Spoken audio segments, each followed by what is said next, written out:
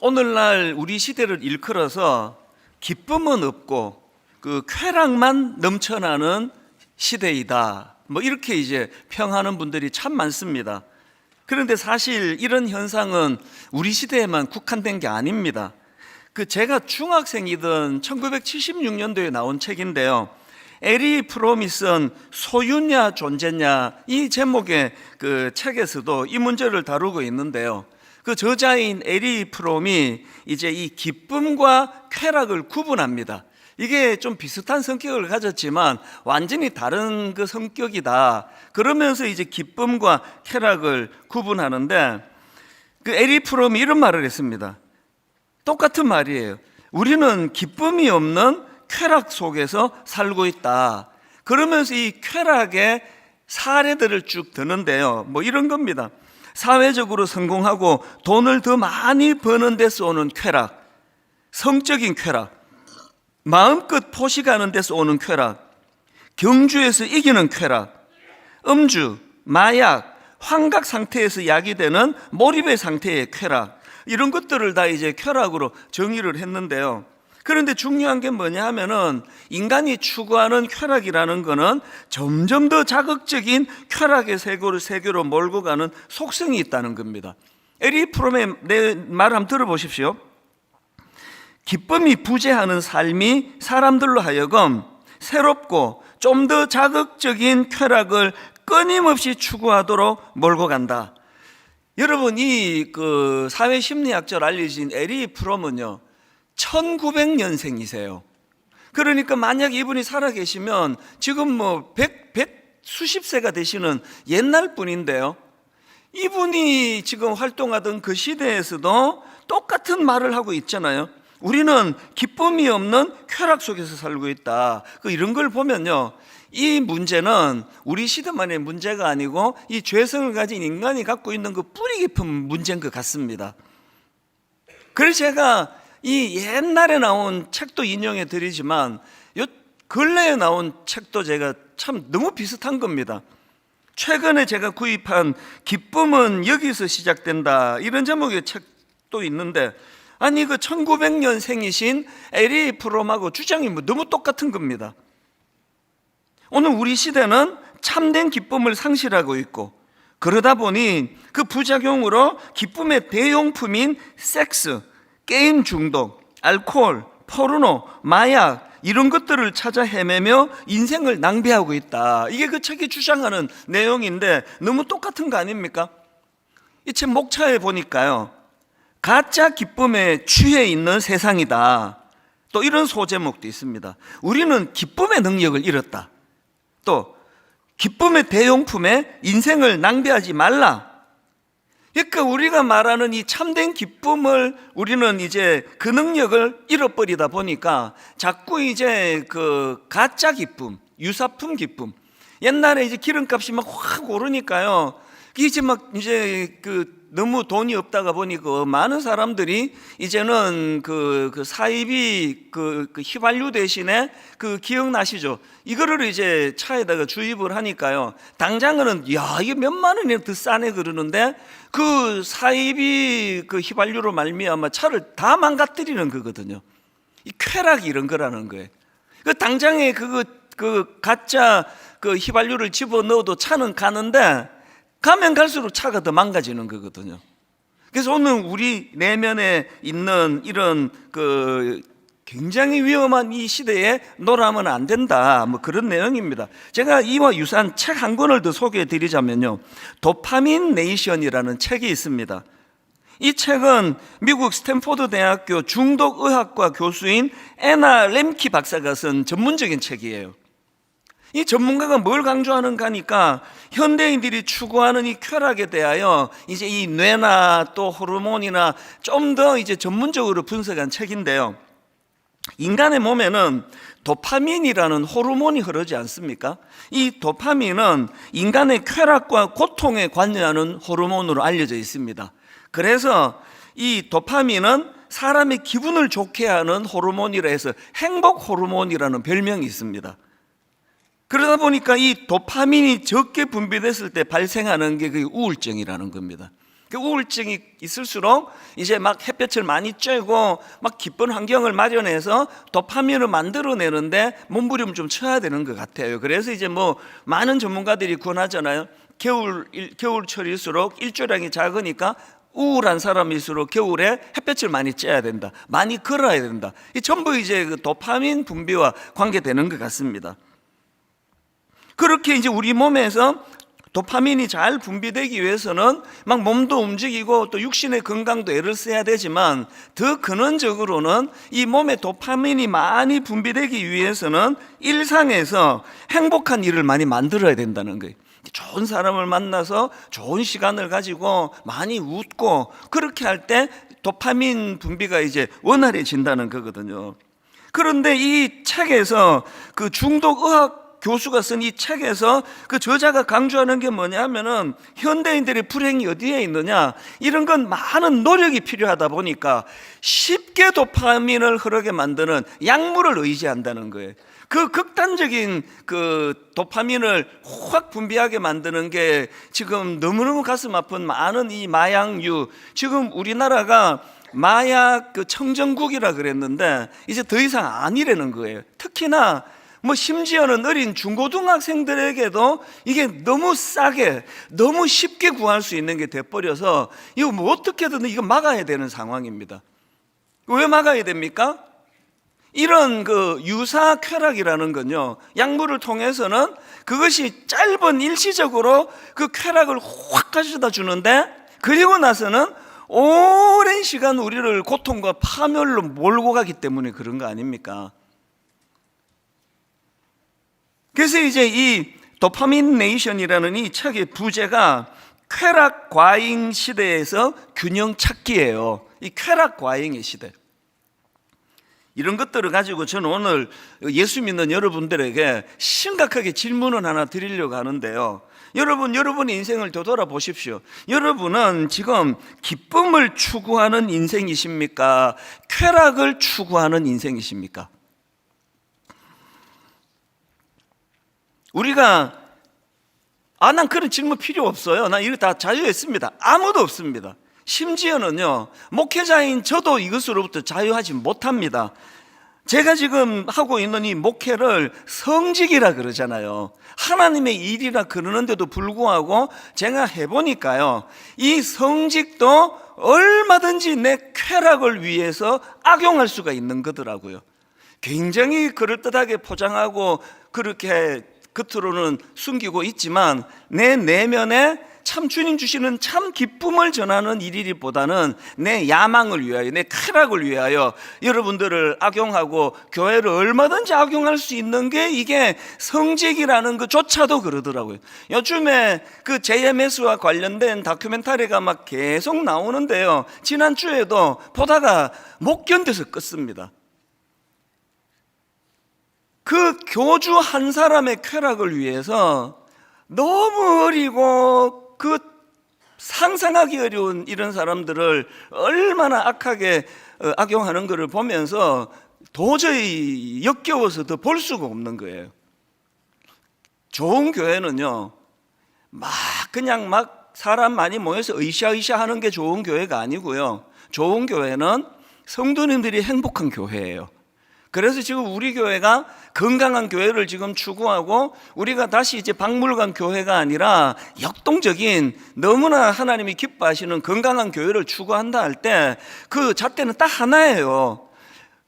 이 교회 구성원인 여러분이 행복하면 그 좋은 교회예요.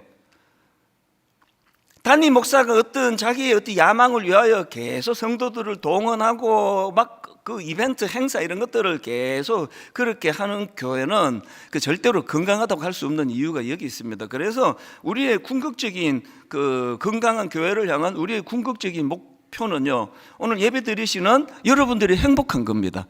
하나님께서 그 건강한 교회에 대한 기준을 간단하게 이렇게 주신 거 아닙니까? 그래서 저도 늘 하나님 앞에 이 자기 쾌락을 위한 목회가 아니라, 아까 에리 프롬이 규정한 걸 보니까 그냥 성적인 타락, 술, 마약 이런 것만이 쾌락의 도구가 아니고요, 사회적인 성공에 집착하고 돈 벌기에만 혈안이 되고 번 돈은 막 거기에 막 그냥 나 자신만을 위해 살기에 급급한 이런 것들이 다 쾌락이라고 한다면, 목회도 얼마든지 목사의 쾌락의 도구로 이게 전락할 수 있다는 걸 저는 항상 두려워하는 거거든요.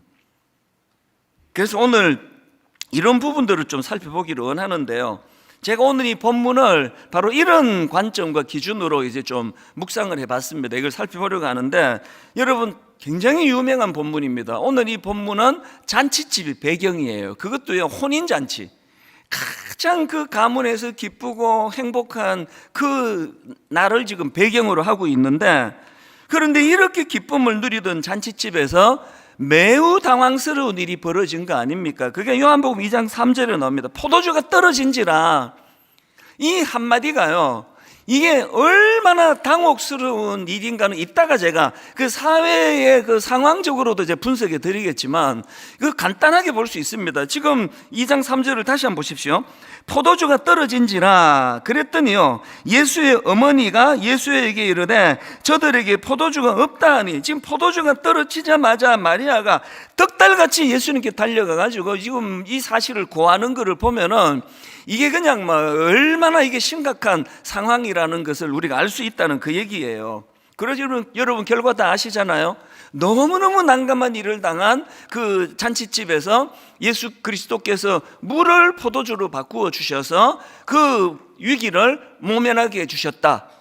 오히려 더 너무나 향내나는 포도주를 공급해 주셨기 때문에 그 잔치가 많은 하객들이 더 기쁜 가운데 그렇게 누릴 수 있었다. 뭐 이런 간단한 내용이에요.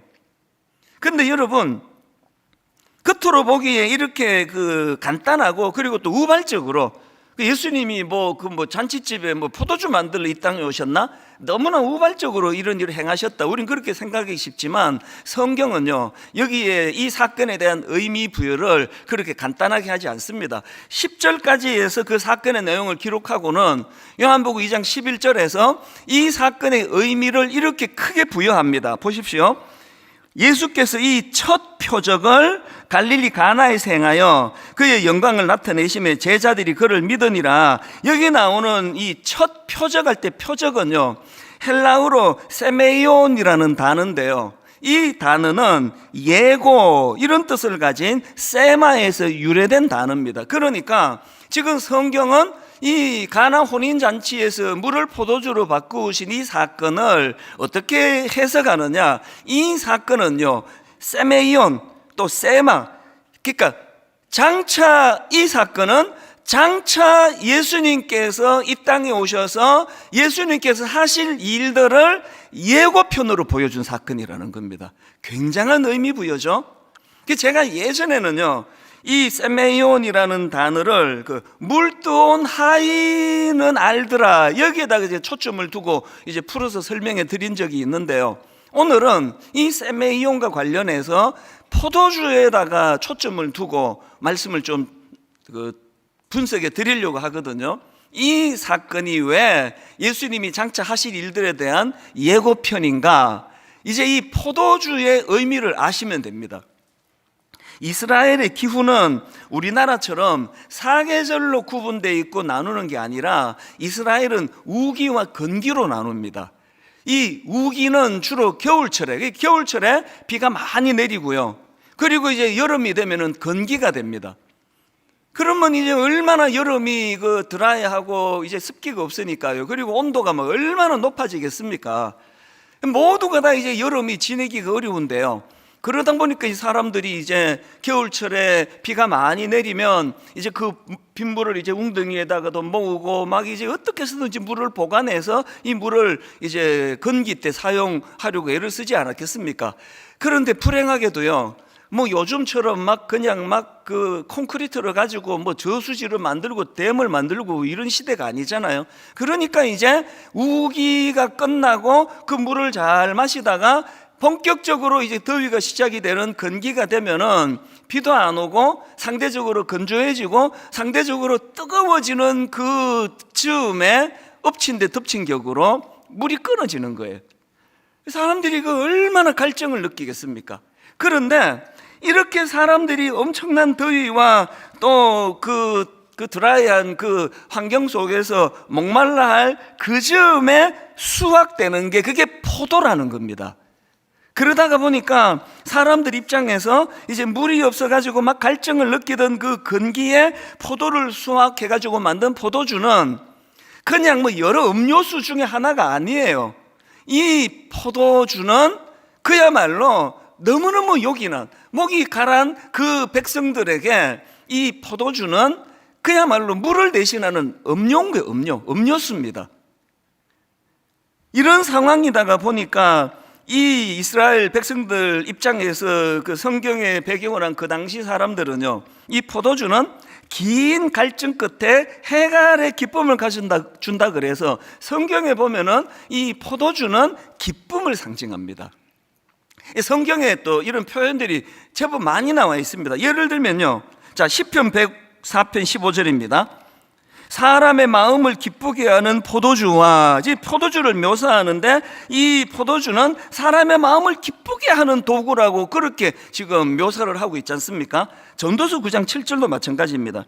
너는 가서 기쁨으로 너의 음식을 먹고 그 다음에 즐거운 마음으로 너의 포도주를 마실지어다. 이 기쁨으로 음식을 먹는다는 걸 묘사하는데 그 대표적인 케이스로 포도주를 드는 거예요. 포도주는 사람을 기쁘게 해주는 그런 이미지를 갖고 있기 때문입니다. 전도서 10장 19절도 마찬가지입니다. 잔치는 희락, 이 기쁨 아닙니까? 잔치는 희락을 위하여 베푸는 것이요, 포도주는 생명을 기쁘게 하는 것이나, 이 전부 기쁨에 대한 이미지거든요. 이런 말씀들이 가진 공통점이 이 포도주가 가진 그 성경적인 이미지를 말해주는 이 포도주 기쁨입니다. 기쁨. 자, 그러니까 이제 이런 배경을 아시겠죠?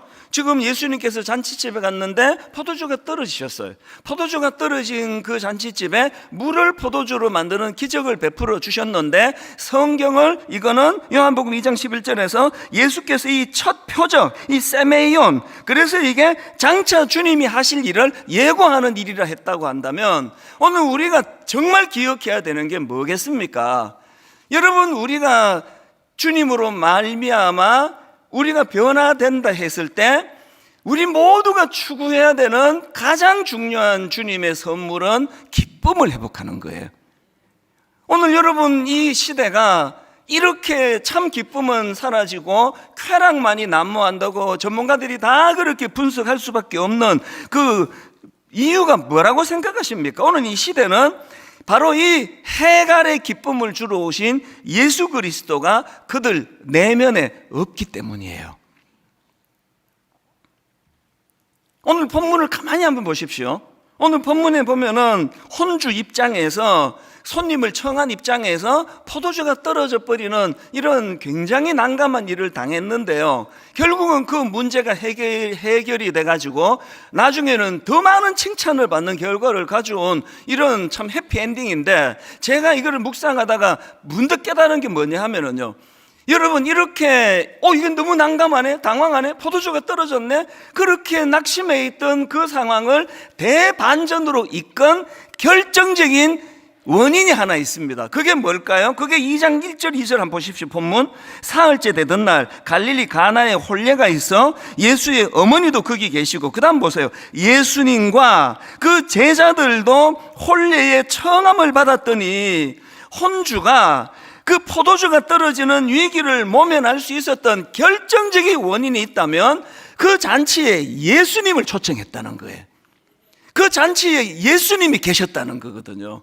다시 말씀드립니다. 왜 오늘 우리 시대는 참 기쁨을 누리지 못합니까? 왜 오늘 우리 시대는 여러 가지 중독 현상을 포함해 가지고 이 쾌락을 추구하기에 급급한 그런 사회가 돼버렸습니까? 오늘 이 시대에 예수님을 초청하지 않으세요. 예수님이 계시지 않아요. 그러니까 점점 이제 이 참 기쁨, 우리 영혼이 목말라하는 참 기쁨을 메꿀 수 없으니까 사이비 기쁨을 추구하는 이런 시대가 돼버렸다. 그래서 여러분, 우리가 정말 기억해야 됩니다. 여러분, 그 지난주 말씀 기억하시죠? 우리 목사님 우리한테 너무 많은 걸 요구하셔요. 지난주 말씀 힌트를 드릴까요? 지난주 말씀이요, 우리는 꽃을 추구하는 인생이 아니라 열매 맺는 인생을 추구한다. 기억하십니까? 그래서 우리는 다 이제 열매를 맺어야 된다. 이 꽃을 추구하는 인생은요, 나이가 들어갈수록 허무할 수밖에 없다 그랬잖아요. 왜? 언젠가는 질 거니까. 끝까지 죽을 때까지 안 지는 그런 인생을 가진, 그런 꽃을 가진 인생은 아무도 없습니다. 반드시 집니다. 그리고 오늘 본문으로 말하면 이거 기억하셔야 돼요. 여러분, 인간이 노력해서 만든 포도주는요, 도중에 떨어져요. 다 겪는 거 아닙니까? 어떤 분은 우리 집도 그 케이스예요. 생각지도 못하게 암을 만나는 거예요. 당황하는 거예요. 워낙 초기에 만나서 정말 하나님께 감사하지만, 여러분, 오늘 어떤 사람은 건강을 잃어서 참 너무너무 자기가 아끼던 포도주가 인생의 포도주가 떨어지고 물질적인 어려움, IMF 때 다 겪었잖아요. 그런가 하면 부부관계, 자녀 문제, 생각지도 못한 포도주가 떨어지는 게 인생입니다. 그렇기 때문에 오늘 우리는요, 꽃 피우기 위한 인생이 아니라 열매 맺기 위한 인생이라면, 지난주에 우리 두 가지 열매를 맺어야 된다. 하나는 인격적인 성숙의 열매를 맺어야 되고, 또 하나는 그 영혼 구원의 열매를 맺어야 된다, 이 말씀을 드렸는데요, 오늘 본문을 보면서 열매 하나 더 맺어야 됩니다. 그 열매가 뭡니까? 기쁨의 열매예요. 기쁨의 열매. 그래서 오늘 우리가 열매 맺기 위해서는 요한복음 15장 5절, 나는 포도나무요 너희는 가지라. 그가 내 안에 내가 그 안에 거하면 사람이 열매를 많이 맺나니 나를 떠나서는 너희가 아무것도 할 수 없습니다. 오늘 여러분, 우리가 교회는 왔다 갔다 하지만 내 안에 예수 그리스도가 계시고 그분이 내 안에 계실 뿐만 아니라 나도 그분과 영적으로 신비로운 연합이 이루어지고 그분과의 친밀함이 이루어지지 않으면 우리 내면에도 기쁨이 없습니다. 교회 왔다 갔다 한다고 해서 이 참 기쁨이 주어지지 않습니다.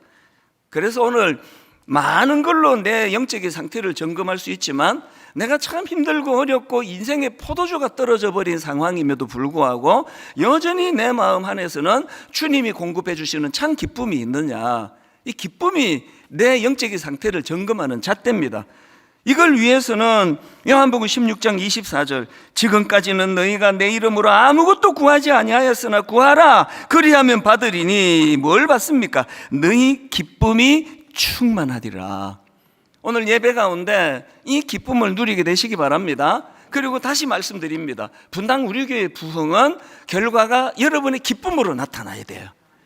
저 혼자 막 좋아 죽고 막 이렇게 교회가 잘 되고 나 목회 잘한다고 떠들고 다니고 성도들은 하나도 기쁘지 않은 그 교회를, 절대로 그 교회를 건강하다, 부흥이 된다 이렇게 말할 수가 없습니다. 그래서 여러분 모두가 기쁨을 누리기 위해서 영어 단어로 기쁨을 joy라고 그러잖아요. J-O-Y 이렇게 이제 스펠링이 되어 있는데요, 이게 어느 글에 예전에 한 번이 아니라 여러 번 이걸 제가 설명해 드렸는데요, 이 조이를 풀어쓴 그 글이 있습니다.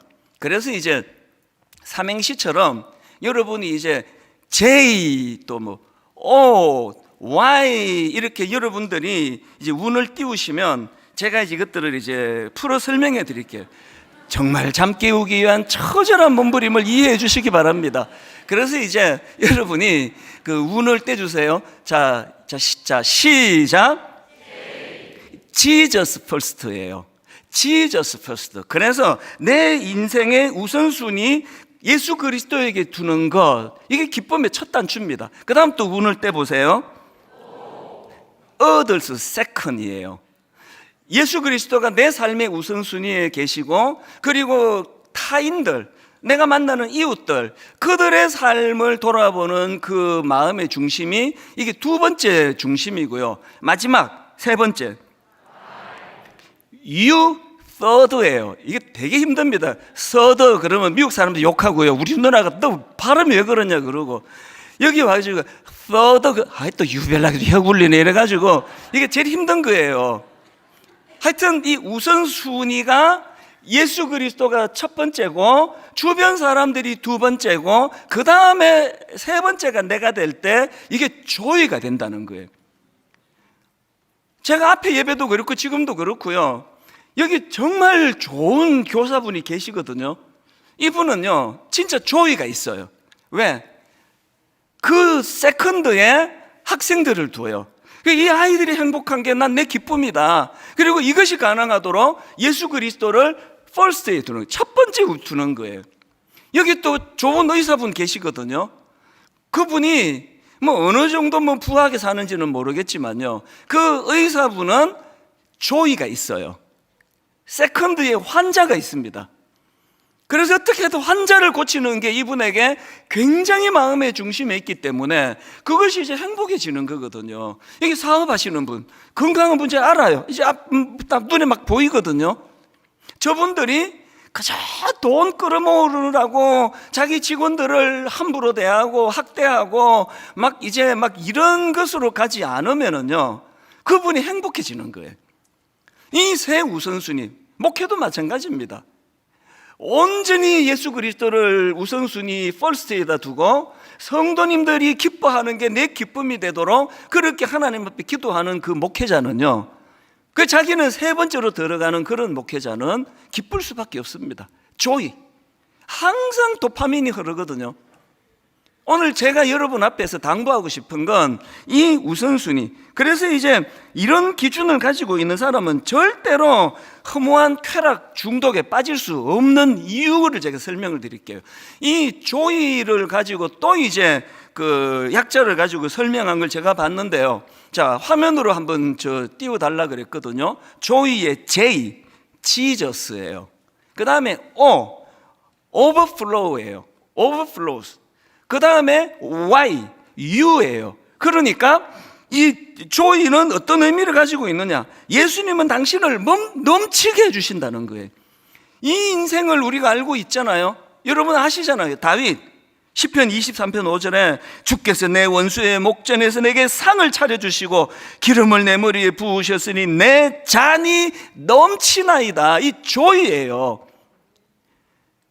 절대 권력을 가지고 왕이 자기를 죽이려고 끝간데 없이 그렇게 괴롭히던 시절에도, 심지어는 아들이란 놈이 권력의 눈이 어두워 자기 목에 칼을 들이대던 그 순간에도 항상 주께서 그 내면에 기쁨을 흘려보내시기 때문에 다윗은 내 잔이 넘치나이다. 그리고 여호와가 나의 목자시, 내 부족한 게 없습니다. 난 부족하지 않습니다. 이게 기쁨이란, 이게 기쁨.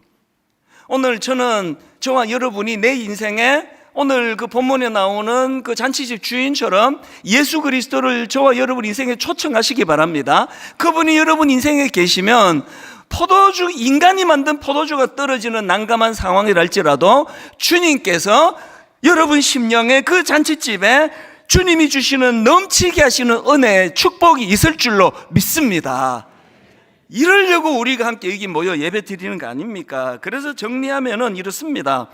인간이 만든 포도주 반드시 떨어지게 돼 있다. 제가 옛날에 그 중고등학교 때 70년대는 노방전도가 막 엄청 많을 때였는데요, 저도 노방전도 많이 다녔습니다. 참 잊혀지지 않는 아저씨들이 계세요. 그 이상하게 이 여자분들은 이런 말을 하는 분 한 분도 없었는데, 그 남자 중년 아저씨들은요, 전도하면은 뭐 이런 분이 많았어요. 다 듣고는 나 예수 안 믿어, 나 예수 안 믿어도 돼, 난 내 주먹을 믿어. 그러면서 항상 주먹을 이렇게 확 내미는 분이 그 이상하게 여러 분 계셨어요. 그게 77년도 8년도니까요 그분이 뭐 그때 이제 50이라고 치고요, 뭐 한 45이라 치고 거룩하고 지금 한 50년이 흘렀잖아요. 나 그분들 너무 만나보고 싶어요. 진심으로 만나고 싶어요. 그분 만나면은 한 95세 되셔가지고 나는 그러면서 부들부들 떨면서 막 주먹을 내밀 것 같아가지고요. 이게 왜 그렇습니까? 45살에 주먹 못 믿는 게요, 인간의 포도주는 반드시 떨어지게 되어 있습니다. 지금 뭐 예수 필요 없다 해도요, 여러분 믿으셔야 돼요. 왜? 포도주가 떨어질 때가 오니까요. 주먹에 힘이 빠져가지고 부들부들 떨면서 그렇게 참 나약해질 때를 여기서 누가 그 길을 피하느냐고요. 저희 어머니는 99세가 되셔가지고 이제 거동이 불가능한 상황이에요. 여러분들이 하나님 앞에 우리가 자꾸 인간이 만든 포도주는 떨어질 수밖에 없다는 사실을 막 애써 부인하시고 막 그거 막 나는 안 그렇다고 이야기하시지만 그 끝은 허무한 거기 때문에요. 그때를 대비해야 돼요. 그 오늘 잔치집 주인 그 혼주처럼 내가 만든 포도주가, 내가 준비한 포도주가 떨어진다 할 때 그 주님을 초청한 인생은 주님이 만들어 주시는 포도주를 의지할 때 갈수록 인생이 더 멋진 거예요. 주변에 한번 연세 드신 어른들 보세요. 우리 교회에만 다 그런 거 아니고 모든 교회마다 얼마나 멋집니까? 우리 여기 저는요, 우리 권사님들, 연세가 드신 권사님들, 예수 잘 믿는 권사님 보면 꼭 여고생 같아요. 얼마나 수줍음도 잘 타고 막 소녀 같아요, 소녀. 저는 이런 연세가 많이 들수록 점점 더 멋지 향내나는 포도주 같은 인생들 되시기를 바랍니다. 한 가지만 더 살펴볼까요? 이 주님 주시는 기쁨의 속성 한 가지 더 살펴드리고 싶은데요. 자, 데살로니가 5장 16절을 보십시오. 여기도 기쁨이 나오죠. 항상 기뻐하라, 이렇게 말씀을 시작하는데요. 자, 읽어드릴게요. 항상 기뻐하라, 쉬지 말고 기도하라, 범사에 감사하라, 이것이 그리스도 안에서, 그 다음 보세요. 너희를 향하신, 제가 이거를 굵은 글씨 한 이유를 설명을 드릴게요. 너희를 향하신 하나님의 뜻이니라. 여기 보니까 너희를 향하시니 복수예요, 복수. 그래서 세 번역으로 보니까요, 모든 일에 감사하십시오, 이것이 그리스도 예수 안에서 여러분에게 바라시는 이에요. 당신에게 바라시는 게 아니에요. 복수입니다. 뭘 강조하고 싶은 겁니까? 여러분, 주님 주시는 기쁨의 속성 중에 강력한 거, 기쁨은요, 함께 하는 거예요. 같이 누리는 거예요. 공동체로 누리는 겁니다. 오늘 이 시대가 속이는 게 뭐예요? 기쁨은 개인적인 거라잖아요. 기쁨은 본인이 누리는 거잖아요. 그래서 지금 이 기쁨을 개인주의화하는 이게 우리 행복을 빼앗으려는 사단의 속임수예요. 그래서 여러분 막 기쁨을 챙기고, 아까 그 에리 프롬이 그랬잖아요. 막 돈 많이 버는데 집착하는 게 쾌락이 될 수 있는 거예요. 막 끌어 모으고 막 그냥 막 단 한 푼도 나는 이거 다 나를 위해 쓸 거야. 그게 여러분 진정한 기쁨을 가져다 주지 못합니다. 기쁨은 같이 누리는 거예요. 같이 기뻐하는 거예요. 우리 교회가 다락방을 살리기 위해, 소그룹을 살리기 위해 지금 막 모든 에너지를 다 투입하는 이유가 여기에 있습니다. 같이, 함께. 오늘 이 속성을 여러분 기억하셔야 되고요. 그런가 하면은 또 하나 더 있습니다. 지금 이 데살로니가서 5장에 보니까 명령어만 있어요. 항상 기뻐해라, 그 다음에 쉬지 말고 기도해라, 범사에 감사해라. 그래서 이 명령어만 있고 목적어가 없는데요. 제가 목적어가 뭔지를 제가 넣어서 한번 읽어 드릴게요. 화면으로도 부탁을 드렸는데요. 자, 목적을 넣고 보십시오. 하나님께서, 그러니까 항상 기뻐하는데 그 앞에 괄호 있죠. 하나님께서 주신 것을 항상 기뻐하라. 우리가 쉬지 말고 기도하되 누구에게 기도합니까? 대상이 분명해야 돼요. 하나님께 기도하는 거예요. 그리고 18절도 마찬가지입니다. 우리가 감사하는데 누구에게 감사합니까? 하나님께 감사하는 거예요. 하나님께. 그러니까 이 감사의 대상이 분명하고 그 감사의 대상이 분명한 다수, 공동체가 함께 추구하는 게 주님 주시는 기쁨이라는 겁니다. 결론을 오늘 이렇게 맺기 원합니다. 여러분, 오늘 우리 인생은요, 거듭거듭 강조하지만 우리 인간이 만든 포도주는 반드시 중간에 떨어집니다. 고갈됩니다. 저희 집이 겪었잖아요. 저희 아버지가 목사님이셨는데 금식기도 하시다가 40일 금식기도 하시다가 17일째 돌아가셨습니다. 여러분, 그 안에 되시는 저희 어머니가 이거 인생의 포도주가 떨어지는 상황 아닙니까? 끝장난 거예요. 이제 40일 금식기도 하고 해같이 빛난 얼굴로 교회가 불같이 일어나기를 갈망하고 있었는데 포도주가 떨어져 버렸어요. 그래서 그때 어머니가 아까 말씀드렸죠. 포도주가 떨어지면 두 갈래 길이 나온다고. 이제 뭐 하나님이고 뭐고 없다. 이제 난 쾌락으로 갈 거야. 그랬으면요, 오늘 저는 없습니다. 저희 어머니가 그 눈에 보이는 인간적인 포도주가 떨어졌을 때 저희 어머니는 주님이 주시는 참 포도주를 갈망했습니다. 주님 주시는 참 포도주를 갈망하기 위하여 하나님 하시는 일을 눈물로 승복하고, 토기장이가 하신 일을 우리 같은 토기가 뭐 어떻게 이게 토를 다냐, 근데 수용하고 눈물로 그것들을 수용했더니 그 어머니 안에 계시는 그 예수 그리스도께서 어머니와 오남매 저희 자녀들에게 참 기쁨을 주신 거거든요. 그 결과 여러분 다 보고 계시잖아요. 어머니가 만약에 이제 세상적인 쾌락으로 가고 하나님에 대해 불신하고 교회에 이제 끊어버리고 그랬으면 이 행복한 목사로서 저는 없잖아요. 저는 어머니의 기쁨의 열매예요. 제가 우리 어머니 기쁨의 열매예요. 여러분의 기쁨이 여러분 자녀들에게 전수되기를 원합니다. 그래서 오늘 저는요, 이게 설교 이렇게 길게 안 하려고 했는데, 왜냐하면 이제 지금까지 제가 한 거는 이제 이론을 가지고 말씀드렸고, 이제 지금부터 실습을 하셔야 돼요. 실습. 그래서 오늘 여러분 우리 이 찬양을 가지고 실습해야 되는데요, 우리가 찬양 부를 때 도파민이 많이 분비되도록 은혜 주실 거라고 믿습니다.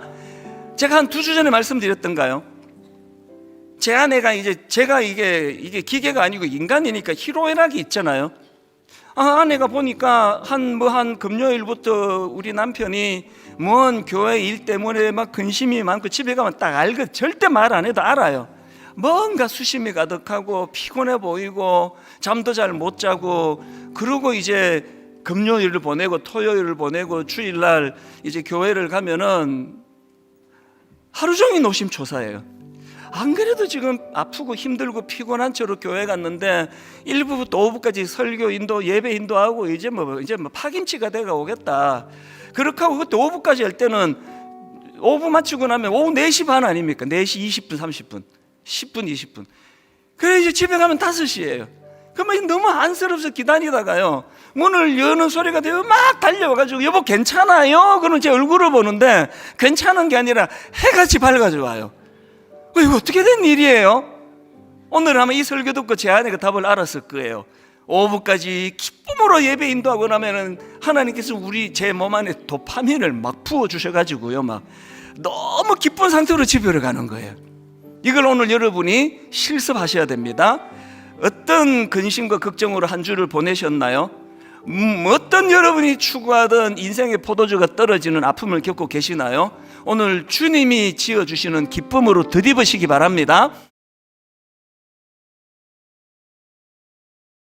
지금 우리는 이제 시리즈로 이제 그 미래 교회학자 레너드 스윗 교수가 말한 이 4종류의 교회, 그래서 이 교회가 태동될 때는 미션 처치, 이 사명 중심의 교회로 잘 출발을 했는데, 자칫하면은 이제 시간이 지남에 따라 가지고 미니스트리 처치, 우리말로 목회적 교회, 그래서 이제 자꾸 역동은 사라지고 어떤 조직을 유지하고 이런 쪽으로만 흘러가기가 쉽고, 이걸 또 방치하면은 이제 3번째 단계가 현상 유지적인 교회, 메인터넌스 처치로 그렇게 흘러갈 위험이 있다. 그리고 이거를 방치하면 마지막으로 끔찍한 박물관 교회, 이 뮤지엄 처치로 전락할 수가 있는데, 제가 분석하기로 이제 분당 우리 교회는 1만 성도 파수 운동 이후로 자칫하면은 이제 현상 유지적인 교회로 전락할 위험이 있다. 그래서 우리가 이것을 막아야 된다.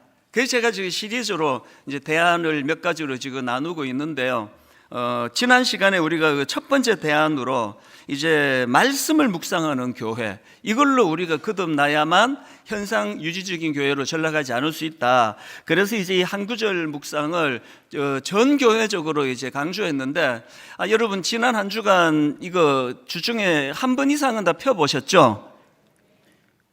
이게 자신이 없네. 이러시면 안 되는데, 제가 옛날에 청소년 사회 갈 때는요, 이거 안 한 애들 다 일어나봐. 그리고는 막 손들어 막 그러고 야단치고 했는데, 뭐 어른들한테는 그러시면 안 되잖아요. 그러면 안 되잖아요. 그래서 그냥 일어나세요.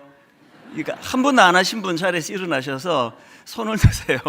이거는 제가 농담이지만 각인을 시켜드리고 싶어요. 그래 이걸 막 완전히 습관화시키는 이런 시간이 좀 걸린다 할지라도 적어도 정말 한 주일에 한 번, 두 번 이렇게 펼쳐서 말씀을 묵상해야 된다. 그래서 뭐 무슨 대형 이벤트 아무리 많이 해도요, 구성원들이 우리가 성경 안 읽고 묵상 안 하면 그 교회는 절대 좋은 교회가 될 수 없다.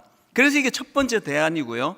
이제 오늘은 두 번째 대안으로 이제 분당 우리 교회가 현상 유지적인 교회로 전락하지 않기 위해서는 모이기를 힘쓰는 교회가 돼야 된다. 이 두 번째 대안입니다. 모이기를 힘쓰는 교회. 이게 왜 대안이 되느냐? 또 이런 질문이 나올 수 있지 않습니까?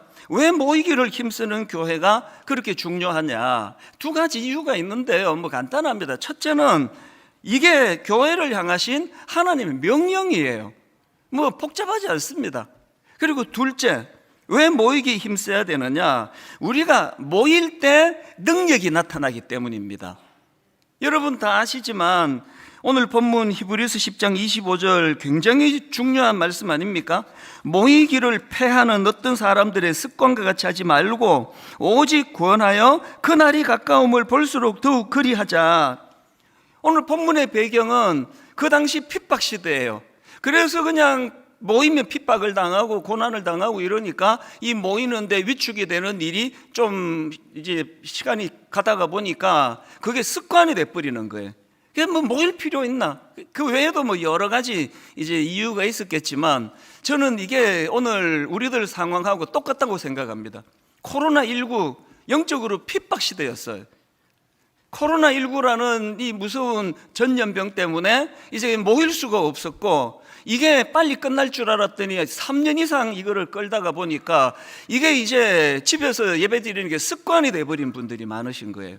이게 굉장히 위험한 상황이기 때문에 이제 하나님이 모이라고 명하시고 하나님이 모이라고 명하시는데 순종을 할 때 거기에 하나님의 능력이 나타난다. 이걸 이제 우리가 맛보기 시작할 때 교회는 절대로 이제 그 현상 유지적인 교회, 박물관 교회 이렇게 전락되지 않는다는 그걸 제가 강조하는 겁니다. 교회가 맨 처음 태동되는 과정도 딱 이 원리 그대로 하나님 인도해 주신 거거든요. 사도행전 2장 42절입니다. 그들이 사도의 가르침을 받아 서로 교제하고 떡을 떼며 오로지 기도하기를 힘쓰니라. 그리고 또 46절 47절 날마다 마음을 같이하여 성전에 모이기를 힘쓰고 집에서 떡을 떼며 기쁨과 순전한 마음으로 음식을 먹고 하나님을 찬미하며 마음을 같이 해서 함께 모여서 예배드리는 오늘 같은 이런 공적인 예배가 필요한가 하면은 그런가 하면은 집에서 떡을 떼는 거 이 다락방 모임 아닙니까? 함께 모여가지고 같이 교제하고 그때는 이제 주일처럼 일방적으로 듣기만 하는 게 아니잖아요. 인격들이 서로 자기 이야기를 하고 자기 아픔을 이야기하고 상처를 이야기하고 같이 기도하고 이런 역동이 이게 이제 다락방 모임 가정에서 떡을 뗄 때 일어나는 일이거든요. 이 모든 것들에서 중요한 게 뭐냐? 교회의 역동성은요, 대형 행사를 통해서가 아니라 사람이 역동이 일어날 때 사람 사이에 역동적인 관계가 일어날 때 그 교회는 역동적인 교회가 되는 거거든요. 제가 이번에 이걸 뼈저리게 경험했습니다. 3주간 미국 집회를 제가 다녀오면서 좀 그동안에 잘 못 경험하던 일을 많이 경험했습니다. 이상하게도 하나님께서 이제 저를 좀 뭐 위로해 주셔야 된다고 생각했는지 굉장히 많은 위로를 받는 일이 있었습니다. 그래서 뭐 초대받은 그 교회도 굉장히 잘 섬기는 교회였어요. 그래서 이거 너무 과한데 이럴 정도로 막 극진히 저를 섬겨주셨어요. 그리고 이제 또 가는 지역마다 그 교포 성도님들이 내가 힘들 때 목사님 설교로 은혜를 받아서 꼭 한번 대접하고 싶다고 그래서 진짜 생전에 가보지 못했던 고급 식당에도 가고 고급 음식도 먹고 내가 속으로 많이 되뇌었습니다. 촌놈이 출세했네 이런 생각을 많이 했습니다. 그렇게 융숭하게 대접을 받았는데요, 제가 깨달은 게 뭔지 아십니까? 그렇게 하고 일정을 마치고 이제 인천공항에 도착하는 그때부터 어제 저녁에 다시 검증을 해봤거든요. 희한한 일이에요. 어떤 면에서는 이제 인간적으로 생각하면은 와, 그때 달라스에서 먹었던 그 고급 식당 이제 다음에 한번 가서 한번 더 먹어야 되겠다. 음식 진짜 좋더라. 고기 연하더라. 이런 생각이 날 것 같은데요. 인천공항에 딱 내리는 순간부터 떠올려 봤어요. 그게 안 떠올려지는 거예요. 그 어떤 고기였고 어떤 음식이었고 어떤 레스토랑이었고 이거는 생각이 안 나고 이 부족한 저의 말씀을 듣고 은혜 받았다고 대접하는 그 성도님의 마음만 자꾸 떠오르는 거예요. 그게 너무 부족한데 아닌데 하나님이 나를 이렇게 우대해 주셨다. 그 대화 나누었던 그 사람과의 대화가 자꾸 떠오르는 겁니다. 그리고 특히 제가 이제 마지막 코스로 그 뉴욕에 갔을 텐데 거기 갔더니 이제 너무나 이제 간절히 저를 만나기를 원하는 부부가 있었습니다. 그래서 제 아는 지인을 통해 가지고 정말 짧은 시간이라도 한 번만 만났으면 좋겠다고 그래서 그분을 만났거든요. 절실하게 만나기를 원하면 짐작이 가죠. 이분이 이제 원래 자기가 섬기던 교회는 다른 주에 있었는데 이사를 한 겁니다. 그래서 이제 이사를 하고 다니던 교회에서 부부가 얼마나 충성스러운지 모릅니다. 거의 제가 보니까 거의 준 목회자 수준이에요. 그렇게 교회를 충성스럽게 섬겼는데 또 이제 이런 분들은 교회에 또 피해가 갈까봐 또 구체적인 얘기를 안 하세요. 그래서 누구를 또 이제 험담하고 교회를 또 험담하게 될까봐 그러는지 자세한 이야기를 안 하시는데 딱 그 느낌이 오잖아요. 교회에서 상처를 받은 거예요. 그래서 이제 그 교회에 더 있지 못하고 교회를 나오고 나니까 제 설교를 쭉 듣다가 보니까 꼭 이제 제가 그 지역 간다는 소식을 듣고 만나서 위로를 받고 싶었던 겁니다. 진짜 그 아내 되시는 분 많이 우시더라고요. 그래서 제가 그 마음이 아팠습니다. 그래서 제가 이분 말씀이 지금 이런 분들이 몇 분 더 계시다는 거예요. 한국으로 돌아오기 전날 시간을 이렇게 조절하고 해서 한 번 더 만나자 그랬죠. 내가 위로해 드리고 싶다고. 그래서 그분들 만나가지고 너무 귀한 분들이 한 분 한 분 어떻게 충성했는지 그런 이야기를 듣고 제가 또 위로도 해드리고 그렇게 마쳤는데요. 어제 저녁에 다시 점검해 봤어요. 내가 지금 어떤 상태인가? 희한하게도요. 고급 레스토랑에서 먹고 어디 구경 가고 좋은 데서 이런 것들이 아무리 떠올리려고 애를 써도 떠올려지지가 않아요. 그리고 남아있는 건 사람밖에 없는 거예요. 그래서 제가 만약에 이제 미국 한 번 더 가면 내가 그 식당 꼭 가야지 이런 생각 추호도 없고요. 한번 갔으면 됐지 언제 또 그렇게 고급 또 가겠냐고. 사람이 자꾸 떠오르는 겁니다. 그리고 그 두 번에 걸쳐서 만났던 그분들이 너무 제 마음에 이렇게 자리를 잡는 걸 보면서 제가 이번에 뼈저리게 깨달은 게 예수 믿는 우리는요, 고급 식당이요, 무슨 고급 호텔이 우리에게 절대로 위로가 되지 못한다는 거예요. 그거 정말 도움이 되는 거 아니에요. 제가 새로 다짐했습니다. 교회가 엄청난 돈을 들여가지고 대형 행사하고 이벤트하고 이걸로는 절대로 교회가 성도님들에게 위로를 주지 못한다는 거예요. 결국 남는 건 사람이에요, 사람. 그 사람과의 만남 속에서 제가 참 위로해 드리자고 모이라 그랬지만 그분들에게서 너무나 많은 공급을 받고 참 그 자세를 배우고 이런 것들이 분당 우리 교회가 추구하는 아름다운 교회의 모습인데요. 여러분, 이런 모든 일들이 일어나려면 어떻게 해야 됩니까? 모여야 되는 거예요. 모여야. 그 집에서 혼자 해갖고는 이런 일이 일어날 수가 없는 거거든요. 왜 모이기에 힘써야 되는지 여러분 아시리라 생각을 합니다. 그래서 이제 앞에서 설명해 드린 것처럼 우리가 그런 변질된 교회가 되지 않기 위해서는 모이기에 힘쓰는 교회가 돼야 되는데 아까 설명드린 첫 번째는 그냥 하나님 명령이에요. 모이기에 힘쓰는 교회가 건강한 교회입니다. 이유 없습니다. 그런가 하면은 두 번째 이유 뭐라 그랬습니까? 모여야 하는 두 번째 이유는 모일 때 하나님의 능력이 나타나기 때문이에요. 마태복음 18장 19절 20절 예수님이 친히 하신 말씀입니다. 진실로 다시 너희에게 이르노니 너희 중에 두 사람이 땅에서 합심하여 무엇이든지 구하면 하늘에 계신 내 아버지께서 그들을 위하여 이루게 하시리라. 두세 사람이 내 이름으로 모인 곳에는 나도 그들 중에 있느니라. 혼자서 묵상하고 기도하는 거 참 좋은 일이에요. 그러나 공동체로 함께 모일 때, 우리가 함께 모여 주님 이름으로 구할 때, 그래서 여러분 어떤 답답한 문제를 가지고 씨름하시면은요, 그 문제를 가지고 새벽에 홀로 하나님 앞에 기도하는 것도 좋은 대안이지만 공동체에서 나누어야 돼요. 예전에 초창기에 우리 교회 다락방, 그때는 또 많지가 않았으니까요, 제가 다락방 방문을 수시로 했거든요. 참 제가 놀라운 걸 많이 목격했습니다.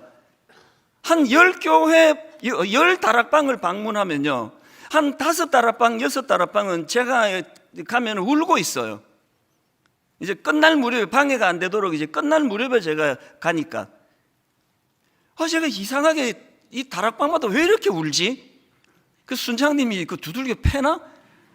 이상하게 이렇게 우세요. 그 왜 그렇습니까?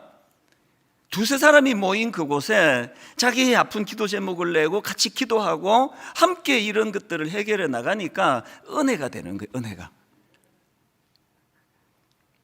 초대교회가 태동되는 과정에서도 이 원리는 그대로 적용이 됐습니다. 사도행전 2장에 보면은 너무나 아름다운 교회가 태동이 되는데요, 바로 그 앞에 성령의 강한 역사가 일어나잖아요. 그게 어떠할 때에 성령의 역사가 일어났느냐, 맨 먼저 나오는 사도행전 2장 1절 2절입니다. 언제 성령의 역사가 일어났습니까? 1절을 보십시오.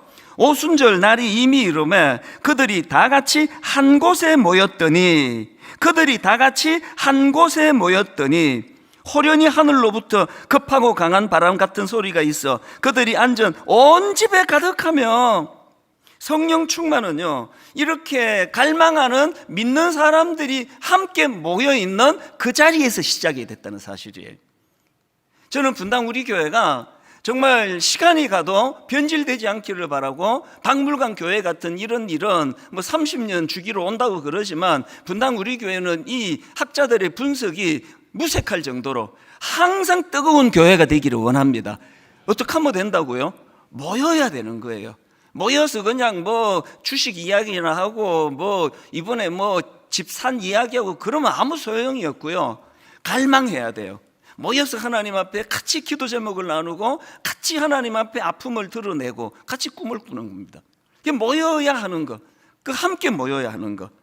이거 구약도 마찬가지거든요. 구약에서 이제 타락해가지고 영적으로 어두워질 때, 그 나라가 이스라엘이 위기를 만나고 할 때 하나님은 어김없이 이제 지도자를 보내서 그것들을 또 회복시켜 주시는데요, 사무엘도 마찬가지입니다.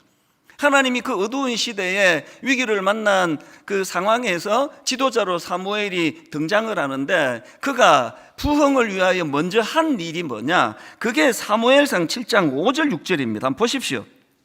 사무엘이 이르되 온 이스라엘은 미스바로 모이라, 내가 너희를 위하여 여호와께 기도하리라 하매 그들이 미스바에 모여 물을 길어 여호와 앞에 붓고 그날 종일 금식하고 거기에서 이르되 우리가 여호와께 범죄하였나이다 하니라 회개가 터져 나왔고요.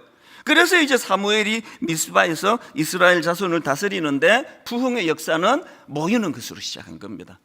제가 이 구절을 읽으면서 막 마음에 충동이 느껴져요. 저도 선포하고 싶어서 분당 우리 교회 모든 성도님들 서현동으로 모여주시기 바랍니다. 드림센터로 모여가지고 수요일에도 금요일에도 새벽에도 하나님 앞에 회개하고 기도하면서 함께 모여 꿈꿀 때에 교회가 부흥되는 건 물론이고 여러분의 가정과 여러분 개인의 심령이 회복되는 역사가 일어날 줄로 믿습니다. 그래서 제가 교회가 현상 유지적 교회로 전락하지 않기 위해서 모이기를 힘쓰는 교회가 돼야 되겠다, 그렇게 제가 두 번째 대안을 잡아본 것입니다. 그래서 이제 저는 오늘 분당 우리 교회가 모이기에 힘쓰는 교회가 되기 위해서 모든 성도님들에게 두 가지 지침을 드리려고 하는데요. 자, 모이기에 힘쓰기 위한 두 가지 지침 중에 첫 번째가 뭐냐, 정성을 다하라는 거예요. 모이는 일에 정성을 다하셔야 돼요. 뭐 시간 남으면 가고 뭐 좀 귀찮으면 뭐 또 집에서 잠옷 입고 예배 드리고 이거 아닙니다. 정성을 다하는 거예요.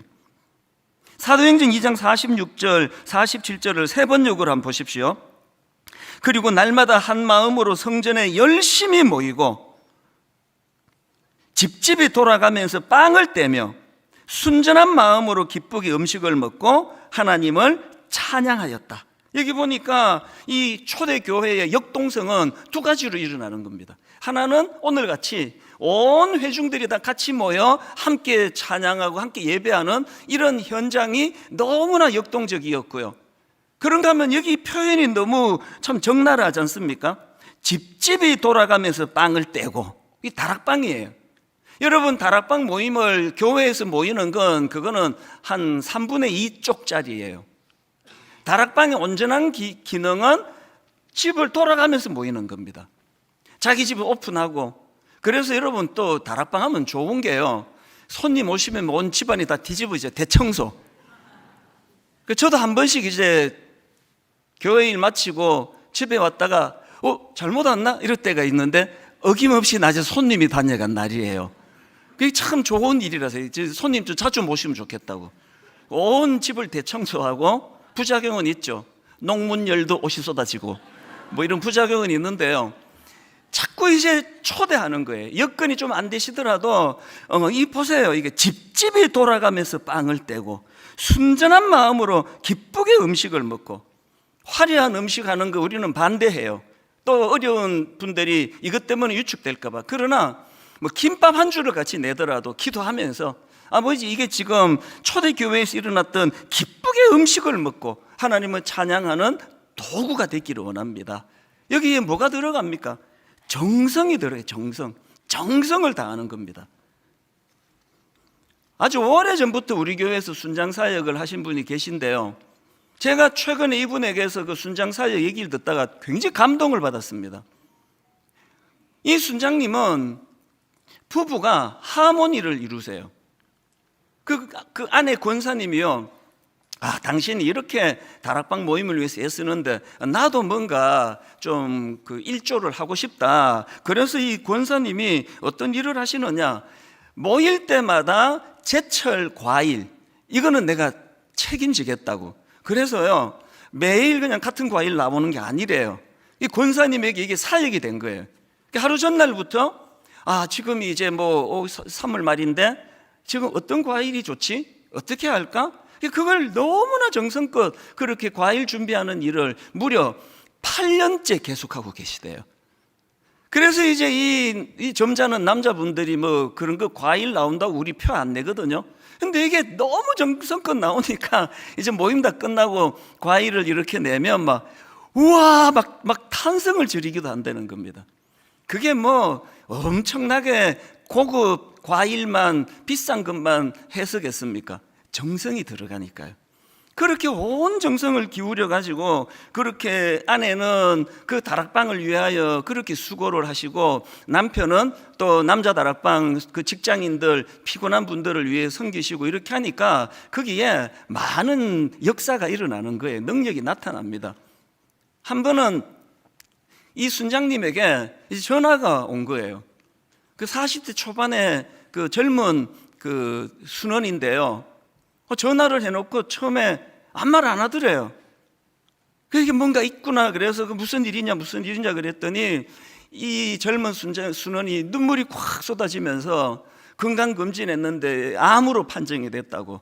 40대 초반이니까 뭐 또 더 놀란 게 더 크지 않았겠냐고. 그래서 이분이 순장님에게 전화해가지고 그렇게 눈물을 흘리면서 요청을 해가지고요. 그래서 이 순장님이 수술 당일날 아침에 일찍 이제 병원으로 찾아가서 당사자하고 그 가족들 손을 잡고 기도해 드리는데요, 이 순장님이 뭐 그 순원하고 무슨 뭐 피가 뭐 섞였습니까? 뭐 형제기를 합니까? 너무나 눈물이 많이 나가지고 기도를 잘 인도를 못했다는 거예요. 그렇게 눈물을 쏟으면서 기도하고 수술실로 들어가는 뒷모습을 보면서 하나님, 저 의사 진짜는 실수하지 않고 잘 수술하게 해달라고 너무나 간절히 그렇게 빌었던 게 시간이 많이 지났는데 그 장면이 본인도 잊혀지지가 않는다는 겁니다. 여러분, 이 외로운 도시 생활에 참 이런 어려운 일이 당했을 때 전화해서 좀 눈물을 흘리면서 그 기도 부탁할 그런 대상이 있다는 거, 이거 복된 거 아닙니까? 모일 때 이런 일이 일어난대. 모일 때 모이되 정성을 다해서 그래서 제가 이 모이는 일에 정성을 다해야 된다. 여러분, 지금까지는요, 이렇게 정성을 다하는 너무나 고마운 순장님들이 많아서 다락방이 참 은혜롭게 유지가 됐는데요. 여러분, 지금 왜 위기입니까? 그렇게 헌신하시던 순장님 70% 내지 80%가 다 일반수도 파송운동, 파송받다 다 나가셨습니다. 지금 한 20% 남아 계세요. 대부분의 순장님들이 너무나 지금 이 일을 오래 하셔가지고 지쳐 계세요. 이제 순장님이 과일도 깎고, 순장님이 재료도 만들고, 순장님이 다락방도 인도하고, 순장님이 정성을 다하도록 방치하시면 안 됩니다. 다락방에 참여하시는 모든 순원들이 이제 1인 1기예요. 다락방에서 하다못해 프린트물 나눠주는 역할까지 다 나누셔야 돼요. 그래서 정성을 다하세요. 정성. 온 정성을 다하여 모이는 데 힘을 다 쏟으시면 하나님께서는 그 모임 속에 능력으로 역사하시고 일하신다는 사실입니다. 그리고 여러분, 우리가 아까 다시 한 번 더 강조합니다. 아까 사도행 2장 46절 세 번역으로 보십시오. 그리고 날마다 한 마음으로 성전에 열심히 모이고, 그 다음에 집집이 돌아가면서 빵을 떼며, 이 원리를 잊으시면 안 됩니다. 그래서 어쩔 수 없이 주일 오후에 교회에서 모이는 다락방이라 할지라도 여건만 되면 가정으로 가셔야 돼요. 가정에서 떡을 떼는 게 성경의 원리이기 때문에 그렇습니다. 그리고 있는 그대로 오픈하고 마음을 나누고, 이런 것들이 모이되 정성을 다하는 겁니다. 주중 예배도 마찬가지예요. 정성을 다하는 거예요. 여러분들이 매번 이제 주보석 보고, 이번 수요일 이 목사님이네, 쉬어도 되겠다. 이 목사님은 설교 잘하던데? 이거는 정성을 다하는 게 아니에요. 제가 잘 쓰는 표현으로 예배는요, 시간을 떼서 하나님께 드리는 행위예요. 저는 매 설교 준비할 때마다 그런 생각 가집니다. 아이고, 내가 헌금도 많이 못 드리는데 내가 하나님께 시간이라도 드려야지. 설교 준비도 시간을 드리는 거고요. 오늘 여러분 여기에 이찬수 목사가 그 설교 얼마나 잘하나 보자, 준비 잘했나 보자, 그리고 다 준비가 되세요. 체크하시려고 점수자 태도 15점, 내용 20점, 설교 심사위원으로 오신 게 아닙니다. 여러분들은 이 시간에 은혜가 되나 안 되나에 관심이 아니라 시간을 떼서 11시부터 혹은 9시부터 혹은 7시부터 시간을 떼서 하나님께 드리는 거예요. 하나님께 드렸으면 은혜가 되고 안 되고는 하나님의 소관이에요. 이렇게 자꾸 계산적으로 나가는 사람에게는 은혜가 쉽지가 않잖아요. 정성을 다하는 겁니다. 수요 예배가, 금요 기도회가, 새벽 기도가, 다락방이 모이기에 힘써서 정성을 다하시는 성도님들에 의하여 부흥하는 그런, 또 교회가 날마다 역동적으로 교회가 더 성장하는 교회가 되기를 바랍니다. 이게 첫 번째 지침이에요. 그런가 하면 두 번째 지침, 모이는 게 중요한데요, 해야 할 일이 있습니다. 그게 뭐냐? 모일 때마다 뭘 해야 되느냐? 서로 격려하라는 게, 격려. 오늘 본문에서 제일 많이 등장하는 표현이 그거예요. 격려하라. 자, 25절 세 번역입니다. 어떤 사람들의 습관처럼 우리는 모이기를 그만하지 말고 서로 격려하여 그날이 가까워 오는 것을 볼수록 더욱 힘써 모입시다. 24절 서로 돌아보아 사랑과 선행을, 또 여기 뒤에도 나오죠, 격려하며. 그런데 이 격려의 지금 강조가 뭐냐? 서로 돌아보는 거래요. 여기 나오는 돌아보아, 이게 헬라어로는 카타노오멘이라는 단어예요. 이 카타노오멘이라는 단어는 이 단어가 또 쓰여진 데가 한 군데 더 있는데요, 이 카타노오멘이라는 이 단어가 히브리서 3장 1절에도 나옵니다. 그러므로 함께 하늘의 부르심을 받은 거룩한 형제들아, 우리가 믿는 도리의 사도시며 대제사장이신 예수를 깊이 생각하라. 여기 나오는 깊이 생각하라, 이게 카타노멘이에요. 그러니까 지금 아까 우리가 그 성도들을 서로 격려하되 서로 돌아보아. 어떻게 격려하라고요? 우리가 예수 믿는 사람이면 당연히 이 한 구절 묵상을 가지고 예수님을 묵상하듯이, 깊이 있게 묵상하듯이 그 마음으로 상대를 격려하라는 거예요. 그래서 입에 발린 말로 그냥 상대방의 사정도 모르면서 아이고 축복 받으세요, 힘내세요, 잘 지내세요, 그런다고 잘 지내집니까? 그게 우리가 격려하되 우리가 예수님을 깊이 묵상하는 그 정신으로 그 상대방의 상황과 사정을 깊이 생각하는 거예요. 이분이 지금 이게 어려울 것 같은데 그걸 놓고 우리가 기도하고, 만나면 또 그 사실로 위로해주고 격려해주고. 사람은요, 지적해서 고쳐지는 존재가 아니라고 제가 노래를 부르잖아요. 지적해서 고쳐지지 않습니다. 다락방이 맨날 그 지적만 많고, 그 우리 순장은 이게 문제야, 우리 수는 김 집사는 저게 문제야, 박 집사는 또 이게 문제야, 이래갖고 다락방이 부흥하지 않아요. 격려해 주는 거예요. 하나님, 우리 순장님이 참 이런 어려운 여건 속에서도, 혹은 좀 이런 연약한 부분이 있음에도 불구하고 오늘도 우리를 위하여 헌신하시는데, 아버지, 순장님이 많은 신령한 주님의 위로가 있기를 원합니다. 서로 격려해 주는 거예요. 저는 우리 교회가 정말 그래서 아까 40대 초반에 암 발병한 그 젊은 순원이 왜 자기 형제도 있고 부모도 있고 한데 왜 이 순장님에게 전화를 했겠냐고요. 왜 그랬을까요? 많은 격려가 있었을 거 아닙니까? 위로받고 싶을 땐 형제를 찾는 것보다 그 공동체의 믿음의 식구들을 찾는 이런 교회라면 어떻게 그 교회가 침체할 수 있고 박물관 교회, 현상 유지적인 교회가 될 수 있겠냐고요. 그리고 여러분, 더 중요한 게 뭐냐, 이런 그 만남을 통해서 서로가 격려가 넘치는 것도 중요하지만 진짜 격려자 되시는 예수 그리스도의 위로와 격려를 많이 받는 모임이 되셔야 됩니다. 제가 이번에 뉴욕에 갔을 때 또 참 그 과분한 대접을 받았는데, 제 조카가 뉴욕에 살아요. 얘는 저하고 이제 나이 차이도, 제가 막내다 보니까 나이 차이도 많이 나지 않고요. 그렇게 어릴 때부터 저를 많이 위해주는 조카인데, 이 조카가 이제 처음으로 부부가 이제 제 아내랑 같이 간다는 소식을 듣고, 그 브로드웨이의 뮤지컬 있지 않습니까? 라이언 킹. 이걸 굉장히 비싼 걸 2장을 예매를 해서, 비싸갖고 자기는 안 들어가고 옛날에 봤다 그러면서, 그래서 둘을 이제 넣어줬는데요. 사실 제가 좀 거만했어요. 뭐 브로드웨이 뭐 뮤지컬 가는데 뭐 인간이 하는 게 다 거기서 그것이 뭐가 다르겠어. 그러면 제가 아주 거만하게 팔짱 끼고 기다렸어요. 보니까 뭐 또 사람이 또 막, 이게 지금요 한 극장에서 22년째 공연을 하는데 그날도 거의 만석이었습니다. 근데 되게 거만하게 얼마나 잘했길래 보자, 팔짱 끼고. 그 예배에 가끔 그런 분이 계세요. 뭐 지가 설교를 잘하면 뭐 얼마나 잘하나 보자, 뭐 이런 분이 가끔 계시는데 제가 그랬습니다.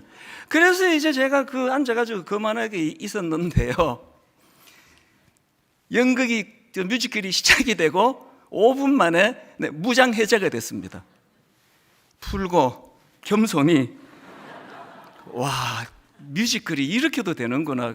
한번 보세요. 뭐 한 극장에서 22년을 공연해 놓으니까요, 무대와 출연하는 그 출연자들과 조명과 또 음향과 악기와 또 노래 하모니, 전 처음부터 끝까지 이렇게 완벽한 걸 제가 들어본 적이 없습니다. 전율이 느끼시는 거예요.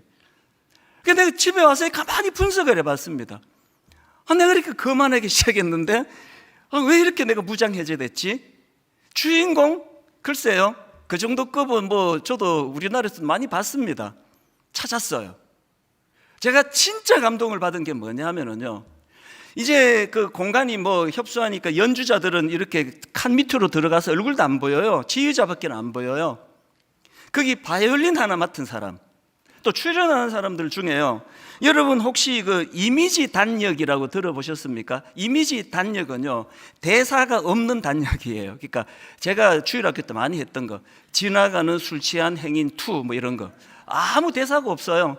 가다가 그냥 한마디 있네요. 취한다 그러고 들어눕고, 이게 이제 그 이미지 단역인데요. 제가 그날 전율을 느꼈던 몇 가지 중에 하나가, 그 뭐 주인공들 잘하는 건 말할 것도 없고요. 이게 이제 그 동물 세계잖아요. 라이언 킹이니까. 그래서 이제 원숭이 역할을 맡은 사람이 있어요. 한마디 대사가 없습니다. 그냥 이제 저 사람이 원숭이 복장이구나, 그것만 느끼게 하고 쓱 왔다가 들어가는 역할인데요. 그리고 뭐 홀로 무슨 뭐 솔로로 뭐 곡을 뭐 노래를 하는 일이 있겠습니까, 설마? 이제 노래하면은 이분들이 다 나와서 합창으로 하니까 자기 목소리는 묻혀서 나오지도 않아요. 그런데 제가 그날 전율을 느꼈던 게 뭐냐면, 거기에 출연하는 그 아까 말했던 이미지 단역 한 사람 한 사람이 맡은 순서가 짧다는 거지. 다 주인공 같은 거예요. 얼마나 그 자세 하나하나가 내가 예전에 잘 보지 못했던 그런 모습을 보고 너무 감동이 됐습니다. 아, 이게 명품 공연이, 이게 주인공 잘 뽑아서 그런 것도 있겠지만 명품 공연이 이런 거구나. 모든 출연진이 자기 역할에 크고 작음에 관계없이 자부심을 가지고 나는 이 무대에 섰다는, 이게 하도 감동이 돼가지고요, 제가 이제 귀국해가지고 우리 부교육자한테 그 이야기를 해줬어요. 내가 이게 너무 감동이 되더라. 그랬더니 이 목사님이 또 대단해요. 제 얘기를 듣고는 바로 저한테 이제 영상 하나를 보내줬습니다. 왜 그런지를 이유를 알려주려고 그런 거예요. 그 영상은요, 우리나라 그 여배우 인터뷰 영상입니다. 이게 너무 또 저를 감동시켰네요. 이분이 이제 지금은 뭐 완전 베테랑 여배우인데요, 맨 처음에 이분이 이제 영화에 출연할 때 역시 이제 단역, 그 이미지 단역, 한마디 대사가 없었고요. 이분 맡은 역할은 그 일본 외장의 칼에 죽는 궁녀. 그래서 이제 뭐 그냥 칼로 쑥 빼면 쓰러지는 게 다예요. 이 여배우 생각에 이거 뭐 이런 시시한 거 맡았는데 뭐 이렇게 생각 없이 갔대요. 그렇게 하고 촬영을 다 끝냈는데요, 그 중간에 감독이 자기를 앉히더니 그 눈을 보면서 연기 지도를 해주더라는 거, 이렇게 얘기하는 겁니다. 그 장면이 굉장히 공포스러운 장면 아니겠습니까? 지금 외놈이 왔죠? 그 외놈이 칼을 들이대죠? 어떠세요? 두렵지 않으세요? 그 대사도 없는데 그 지문 하나하나를 읽으면서 감정을 집어넣어 주는데 이 초보 여배우가 너무 감동을 받은 겁니다. 그래서 이 여배우 하는 말이 그날 그 짧은, 그건 뭐 긴 시간 했겠습니까? 그 이름 대면 아는 유명한 감독이거든요. 그 명장 감독이 짚어주는 그 몇 가지 해주는 그날이 자기를 연기의 새로운 장을 열어줬다. 그러면서 이분이 하는 말이, 그 짧게 지도를 받았지만 자기는 그 감독님을 평생 스승님으로 그렇게 내가 생각하고 있다, 이런 내용이에요. 우리 부목사님이 그거 저한테 왜 보내줬을까요? 여러분, 그 브로드웨이에서 공연했던 라이온 킹이 왜 완벽한 작품이 될 수 있었냐 하면은 그 이미지 단역조차도 내가 출연하는 시간이 짧은 거지 내 존재가 단역 아니다, 그런 마음을 가지고. 그래서 여러분, 혹시 언성 히어로라는 예전에 제가 한번 언급했던 그 표현을 아실지 모르겠는데요, 사전을 찾아보면 언성 히어로는 보이지 않는 영웅, 이런 뜻입니다. 보이지 않는, 언성 히어로, 보이지 않는 영웅, 이런 뜻인데요, 남들 눈에 잘 띄지는 않지만 묵묵히 꼭 해야 할 일을 하는 사람, 이 사람이 언성 히어로예요. 제가 오늘 여러분에게 드리고 싶은 포인트는 이거예요. 모이기를 힘써가지고 좋은 순장님 만나고 좋은 수는 만나서 서로서로 격려하고 세우는 거 중요한 일이지만 거기에 보이지 않는 명장이 계세요. 보이지 않는 명장 예수 그리스도가 그 모이는 그곳에 함께 하신다 그랬잖아요. 우리가 인간에게 위로받는 거 좋아요. 그러나 참 내버려두면 그냥 그 말 한마디 대사 없이 이미지 단역, 그냥 뭐 칼로 베면은 쓰러지는 역할밖에 할 수 없는 그런 초라한 생각을 갖기 쉬운 인생이지만, 오늘도 명장 되시는 예수 그리스도는 그분에게 늘 격려해 주시고 지도해 주시면서 우리가 언성 히어로가 되기를 원하시는 겁니다.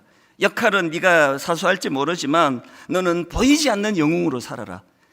사람들은 널 어떻게 평가할지 모르지만 너는 남들 눈에 잘 띄진 않지만 묵묵히 꼭 해야 할 일을 하는 그런 사람으로 자리 잡기를 원한다. 모일 때마다 여러분, 하나님은 저같이 오늘 막 다 저를 주목하는데 설교하는 이런 역할을 맡은 사람만 주님은 주목하지 않으세요. 그 건강한 교회 아닙니다. 여러분, 한 사람 한 사람을 주목하고 계시는 오늘 주님의 그 지도가 여러분에게 일어날 때 여러분도 격려를 받을 수 있다는 사실이에요. 그래서 저는 사실 지난번에 말씀드렸나요? 우리 교회의 교육전사 파트타임 신학교 1학년 부임하면 모아놓고 항상 이야기를 놓치지 않습니다. 당신이 학교 다니느라고 시간을 많이 못 내니까 시간의 파트타임이지 존재의 파트가 아닌 걸 끼지면 안 된다. 네 인생 자체가 엑스트라가 아니라고. 너와 함께 섬기는 전임 목사님이 혹시라도 너를 존재의 파트로 무시하고 그 따까리 같은 일만 시키면은 반드시 나한테 그 내용을 알려줘라. 내가 시정해 주겠다고. 왜 그렇게 합니까? 이게 교회이기 때문이에요. 분당 우리 교회가 부흥하려면 목사 한 사람 각성해서 되는 게 아니고요. 여러분 모두가 은혜 받으셔야 돼요. 그래서 언성 히어로예요. 여러분 우리 그 명작 중에 명작이라 22년 동안 한 작품을 지금 한 극장에서 공연하는데도 여전히 매진할 수밖에 없는 그런 위대한 작품이 나올 수 있게 된 건 거기에는 너무나 많은 언성 히어로 출연자들이 있기 때문이다. 결론을 저는 오늘 이렇게 맺기를 원합니다.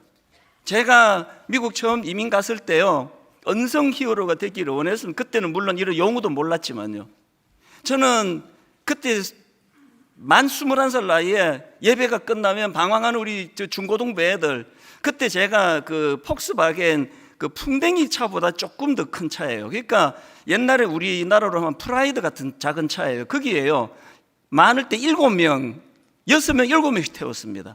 그 애들을 데리고 맥도날드로 데리고 가가지고 그 진짜 경제적으로 가난하고 없던 그 살림에 얘들 3억이는 돈 아끼지 않았습니다. 교회가 그걸 전혀 모르고 있었죠. 주일 오후에 걔들 교회에 모아가지고 그렇게 제가 일들을 했더니, 첫째, 하나님이 저에게 기쁨을 주셨고요. 그 돈 쓰는 게 그렇게 행복하더라고요. 영어도 안 통하는데 그 미국에서 태어난 애들 뭐 한국말 그 당시에는 잘 못했기 때문에. 둘째, 하나님이 갚아주셔요. 제가 오늘 여러분 언성 히어로가 되기 위해서 교회에서 그 작은 섬김을 했더니 오늘날 제가 교회에서 누리는 영광은 이루 말로 다 못하잖아요.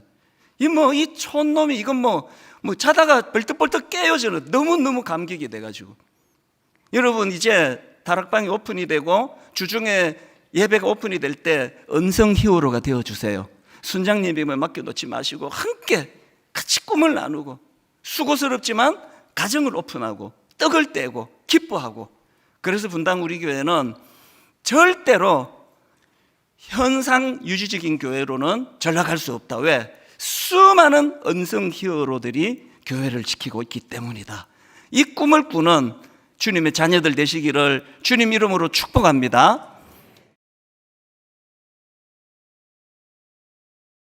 우리 인생에 대하여 여러 갈래로 나누어서 설명을 할 수가 있는데요. 저는 그 중에서 이제 인생을 전 이렇게 분류하기를 좋아합니다. 인생은 두 종류로 나눌 수 있는데요. 하나는 그 꽃 피우는 인생이 있고요. 그런가 하면 또 다른 하나는 열매 맺는 인생이 있습니다. 이 꽃 피우기 위해 사는 인생과 열매를 맺기 위해 사는 인생, 이렇게 구분할 수 있는데, 다 아시겠지만 예수 믿는 우리들은 자기를 꽃 피우기 위해 사는 존재가 아닙니다. 우리는 열매 맺기 위해 사는 존재거든요. 여기서 이제 그 꽃 피우기 이런 표현을 제가 쓰는 거는 이게 이제 겉으로 드러나는 화려한 것만 추구하는 거, 이걸 제가 이제 꽃 피우는 것으로 표현을 그렇게 해본 건데요. 사실 우리가 이제 우리는 나 자신을 화려하게 드러내고 꽃 피우기 위해 사는 인생이 아니다, 우리는 열매 맺는 인생이다, 이렇게 말할 수 있는 근거를 성경에서 많이 찾을 수가 있습니다. 그런데 그 중에 강력한 근거가 마태복음 4장에 나와 있습니다. 마태복음 4장에 보면 이제 예수님께서 공적인 사역을 시작하는 바로 그 시점인데, 이 시점이 또 중요합니다. 이제 이 사탄이 바로 공적인 사역을 시작하려는 그 시점에 예수님을 유혹을 하는데, 이제 세 가지 유혹을 하지 않습니까? 그 중에 하나가 마태복음 4장 5절 6절입니다.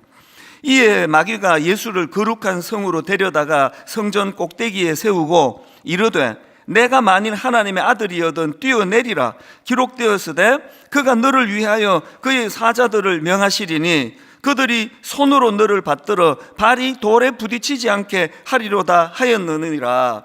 지금 공적인 사역을 시작하는 즈음에 마귀가 이런 시험을 하는 포인트가 어디에 있느냐 하면 당신을 꽃피우라는 거예요. 화려한 당신이 가지고 있는 모든 것들을 활용하라는 겁니다. 남들이 하지 못하는 그 높은 성전에서 뛰어내리고 수많은 천사들이 그 엄호하고 보호하는 이런 놀라운 걸 보여줘라. 사실 이게 뭐 그 죄된 건 아니잖아요. 주님은 당연히 높임을 받으시기에 합당하시고 주님은 그럴 힘과 능력을 갖고 계시기 때문에 뭐 그 자체를 놓고 이게 뭐 큰일 날 소리 하네 이런 거 아닙니다. 그러나 예수님은 단호하게 거절하시잖아요. 왜 단호하게 거절하느냐? 동전의 양면처럼 이런 유혹을 하는 사단의 의도를 알고 계시기 때문이고요. 그 사단의 의도와 다른 삶을 추구하는 것이 주님의 삶이기 때문이에요. 그래서 저는 그 요한복음 12장 24절을 보면은 왜 예수님이 당신을 화려하게 드러내고 꽃피우라는 이 유혹을 단호하게 거절할 수밖에 없었는지 그 답을 저는 요한복음 12장 24절에서 찾습니다. 주님 이렇게 말씀하세요. 내가 진실로 진실로 너희에게 이르노니 한 알의 밀이 땅에 떨어져 죽지 아니하면 한 알 그대로 있고 죽으면 많은 열매를 맺느니라. 이 포인트를 아시겠죠? 주님은 이 땅에 오셔가지고 당신의 그 화려함을 자랑하고 모든 인간이 아무것도 할 수 없는 이런 것들을 굉장한 능력으로 베푸는 것으로 그런 것으로 당신을 드러내고 꽃을 피우기 위해서 오신 것이 아니라 이 한마디가 전부입니다. 죽으면 많은 열매를 맺느니라. 열매 맺으러 오셨다는 겁니다. 오늘 그 혜택을 제가 받아 누리고 있고 여러분이 지금 누리고 있는 거 아니겠습니까? 그래서 우리가 주인 되시는 주님이 꽃 피우러 오신 것이 아니라 또 우리를 착취하고 동원해서 당신이 더 많이 꽃이 피는 것을 목표로 하시는 것이 아니라 당신의 희생과 십자가에서 죽으심으로 말미암아 열매를 맺으러 오셨다고 한다면 그 주님의 제자들인 우리들이 어떤 삶을 살아야 되는지 뭐 그렇게 깊이 생각할 필요가 없는 거 아닙니까? 사실 세상 사람들도요 자기를 꽃 피우려는 그런 삶이 얼마나 허무한 건가를 다 알아요. 여러분 그 화무 11홍 권불 10년 다 아시잖아요. 아무리 아름다운 꽃도 열흘을 넘기지 못하고 아무리 막강한 권력도 10년을 넘기지 못한다. 또 화무 11홍 인불 101호 아무리 붉은 꽃도 열흘을 넘기지 못하고 아무리 좋은 사람도 아무리 대단한 사람도 100일을 넘기지 못한다. 이게 전부 다 이 꽃 피우는 자들이 가지고 있는 허망함을 얘기하는 거 아닙니까? 우리가 열매 맺는 삶으로 인도하시는 주님이 아니었다면요 우리 모두의 마무리는 다 허무해요. 여기 안 늙으시는 분 계세요? 누가 안 늙습니까? 꽃으로 자기를 비유하면 나이가 들어갈수록 비참한 거예요. 꽃이 지고 있네? 꽃이 시들고 있네? 세상이 부추기는 게 그거 아니냐고요. 그래서 꽃을 피우기 위해 그것을 목표로 사는 사람의 끝은 허무해요. 우리나라가 좀 유난히 좀 그런 분위기 아닙니까? 저는 좀 이제 연세가 들어가시면은 이게 이제 피부가 좀 뭐 흰머리가 나고 피부가 옛날 같지 않고 이걸 좀 자연스럽게 받을 수 있으면 좋겠습니다. 저는 염색 안 하고 싶어요. 모르겠습니다. 뭐 여러분이 막 흰머리 때문에 은혜가 안 된다 그러면 내가 염색을 해야 될지 모르지만 하여튼 뭐 제가 뭐 젊은 때 뭐 그렇게 막 외모로 꽃을 또 피우지도 않고 그러니까 하여튼 또 좋은 점이에요. 그래서 전부 외모 막 또 막 머리 물들이고 막 젊어 보이려고 애쓰고 그거 참 그거 너무 시간도 아깝고 그래요. 그래서 나이가 들어갈수록 자꾸 이거 꽃이 지네. 그래서 막 나이가 안 들어가는 척 하려고 막 너무나 많은 돈을 거기다 들이고 이런 건 글쎄요 뭐 결국은 허무할 텐데요. 오히려 우리는 나이가 들수록 이 열매를 보는 거 아닙니까?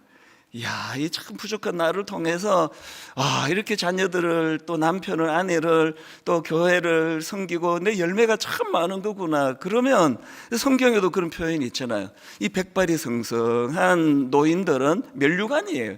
그 영광입니다. 그래서 오늘 저와 여러분 모두가 다 그 허무하게 그냥 꽃 피울 결국은 질 건데 100살 돼가지고 여전히 미모를 자랑하는 어른은 안 계세요. 결국은 그런 화려한 외적인 것을 추구하는 것은 질 수밖에 없는데, 나이가 들수록 아름다운 인생이 되기 위하여 열매 맺는 인생, 열매 맺는 것이 저와 여러분들의 삶의 목표가 되기를 바랍니다. 이거 교회도 마찬가지예요.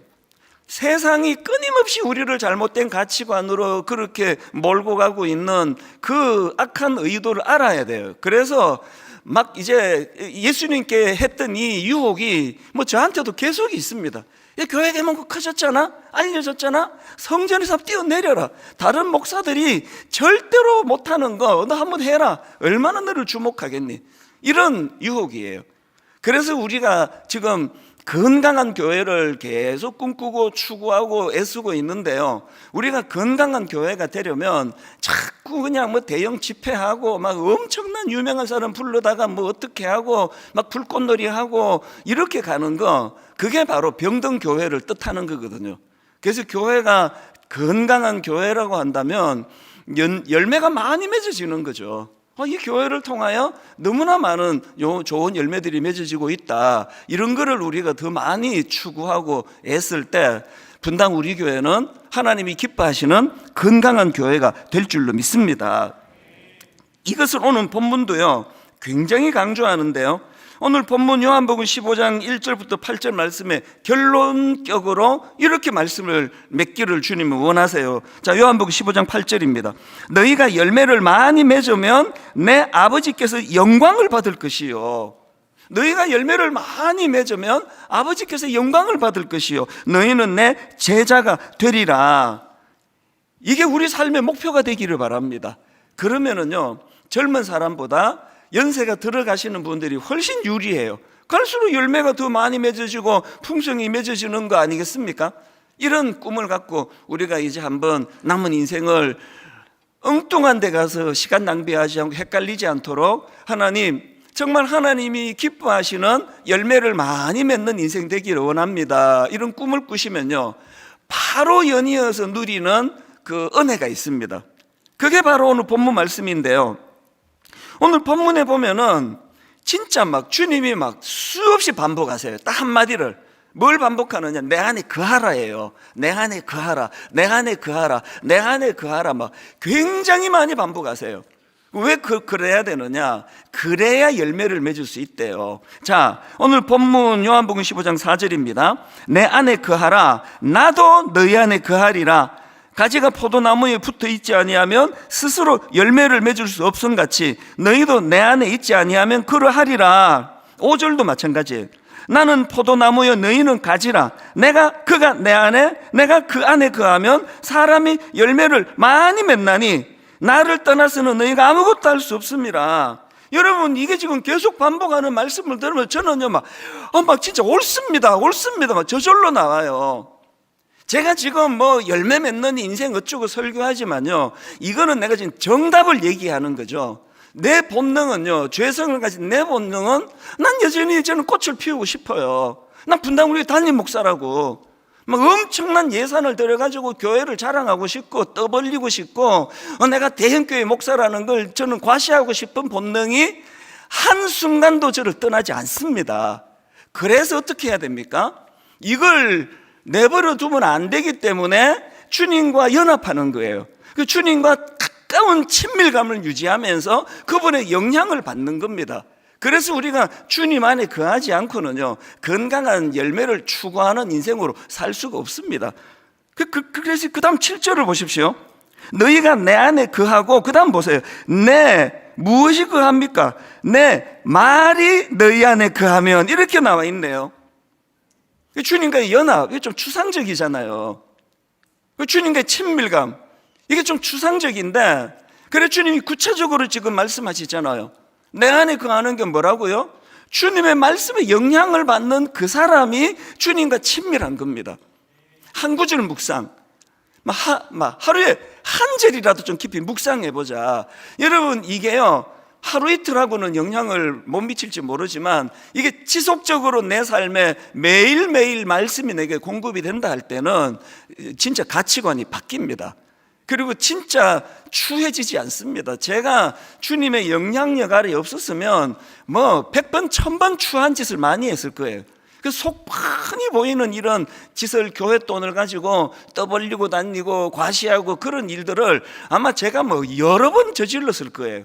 지금까지 그렇게 한 적이 없다는 건 전적으로 주님의 은혜거든요. 저는 그런 인간이 아니에요. 저는 그렇게 고상하지 않습니다. 그러나 너무나 고상하신 주님과 그분의 영향을 받고 살아가면 고상하지 않은 사람도요, 그분의 영향 아래 누리는 겁니다. 그래서 여러분, 정말 우리가 가치관이 바뀌기를 원하고요. 그래서 뭐 그냥 자기를 드러내고 화려하게 화려하게 꽃을 피우고 그 꽃을 자랑하고 꽃이 조금만 시들면 막 우울하고 그 늙어가는 게 왜 우울해야 되는지 이해를 못하겠습니다. 모르겠습니다. 뭐 더 살아보질 않아서 그런데 지금까지는 저는 제가 60대인 게 너무너무 감사해요. 조금의 과장도 아니에요. 나이가 드는 게 이렇게 좋은 거라는 걸 예수 잘 믿으면 다 알아요. 점점 아름다운 열매를 맺어 나가고 풍성해진 은혜를 누리기 원하는데요, 그러려면은 주님 안에 거해야 돼요. 주님의 말씀이 내게 영향을 미쳐야 됩니다. 온갖 잡다한 세상의 쓰레기 같은 것들이 확성기로 우리에게 지금 떠들어대고 있는 시대인데, 말씀이 저와 여러분 안에 거하게 되기를 바랍니다. 이렇게 말씀이 우리 안에 거하면은요, 또 주님이 우리와의 연합이 이루어지고 친밀감이 이루어지면 반드시 열매를 맺게 돼 있는데요, 뭐 수천 가지 열매를 맺죠. 그걸 제가 두 가지 군으로 모아봤습니다. 우리가 주님과 친밀함을 유지하면 두 가지 열매를 맺습니다. 첫 번째 열매가 뭐냐? 인격적인 성숙의 열매를 맺습니다. 인격적인 성숙. 여러분 다 아시지만 우리가 잘 아는 갈라디아 5장 22절 23절은 성령의 열매를 지금 열거해 놓은 거거든요. 한번 보십시오. 오직 성령의 열매는, 그리고 그 다음 보세요. 사랑과 희락과 화평과 오래 참음과 자비와 양선과 충성과 온유와 절제니. 여러분 지금 성령의 열매 9가지를 보니까 이게 전부 다 인격적인 성숙이네요. 기능이 없습니다. 오직 성령의 열매는 설교 잘하는 것과 이런 거 없습니다. 내 꿈에도 소원이 설교 잘하는 거거든요. 없습니다. 성령의 열매는 그런 기능이 아니에요. 인격의 성숙입니다. 그리고 에베소 4장 15절에도 보세요. 오직 사랑 안에서 참된 것을 하여 범사에 그에게까지 자랄지라. 그가 누굽니까? 그는 머리니 곧 그리스도라. 우리가 갖고 있는 인생의 목표는요, 주님 인격 닮아가는, 그 주님의 능력을 배우고 싶은, 그 주님의 거룩을 닮아가는 이거 아닙니까? 그래서 에베소서 5장 8절 9절에도 보니까 너희가 전에는 어둠이더니, 주님 알기 전에 뭐 혼미한 인생 아니었습니까? 이제는 주 안에서 빛이라. 그리고 그 다음 보세요. 빛의 자녀들처럼 행하라. 그리고는 구체적으로 예시를 듭니다. 9절.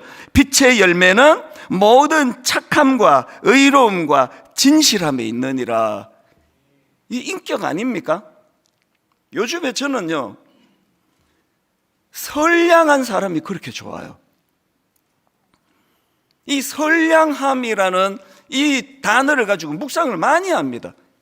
예수님이 인간의 몸으로 이 땅에 오실 때 주님이 사용하셨던 일꾼이 누굽니까? 육신의 아버지 역할을 맡았던 그 놀라운 역할을 누가 맡았습니까? 요셉이 맡았잖아요. 요셉이 왜 맡았습니까? 성경 다 아시죠? 그가 선량한 사람이기 때문에 그래요. 자기 생각으로 아내 이제 너무너무 사랑하는 마리아가 이게 딴 남자랑 무슨 짓을 해가지고 애를 낳았구나, 이런 오해를 할 수밖에 없는 그 상황에서도 선량해요. 모욕 주지 않고 가만히 끊고 자요. 이 선량한 거잖아요. 여러분 예수 잘 믿는 사람이요, 이 선량한 거 굉장히 중요합니다. 선량한 사람 찾기가 쉽지 않아요. 저는 우리 부목사님들도요, 막 일 잘하고 이러면 고마워요. 그러나 내 마음이 가는 사람은 선량한 사람이에요. 우리 교역자 중에 선량한 사람이 많습니다. 마음이 가요. 도와주고 싶은 거거든요. 우리가 맺는 열매는 엄청난 그 무엇을 하나 요구하지 않으세요. 모든 착함과 의로움과 진실함, 이거 뭐 힘드는 게 없습니다. 그 존재거든요.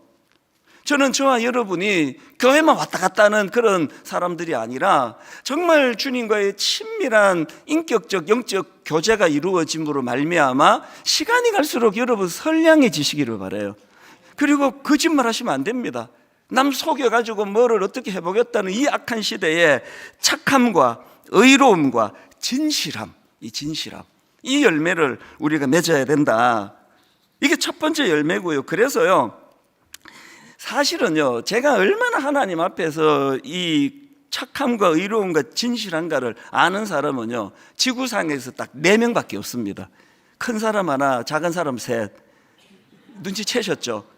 제 아내하고 세 아이들이 정확하게 저의 영적인 상태를 압니다. 우리 아빠가 지금 얼마나 점점 더 선량해지고 있는가, 얼마나 점점 더 의로움과 진실해지고 있는가, 그건 가장 가까운 가족들이 보고 있는 거 아닙니까?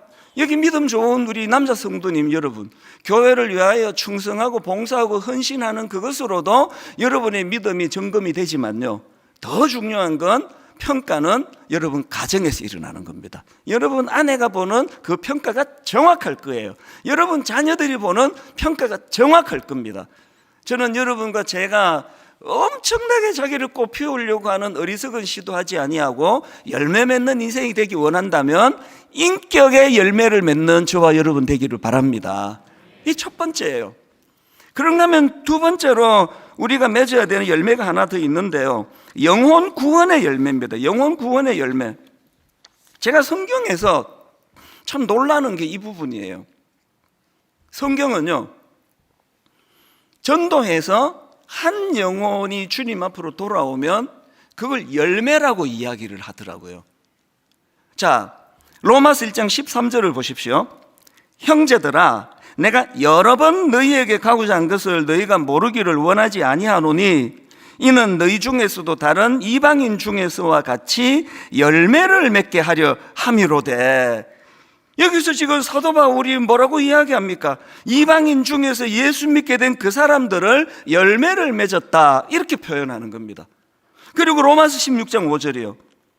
또 저희 집에 있는 교회에도 문안하라. 내가 사랑하는 에베네도에게 문안하라. 그 다음 보세요.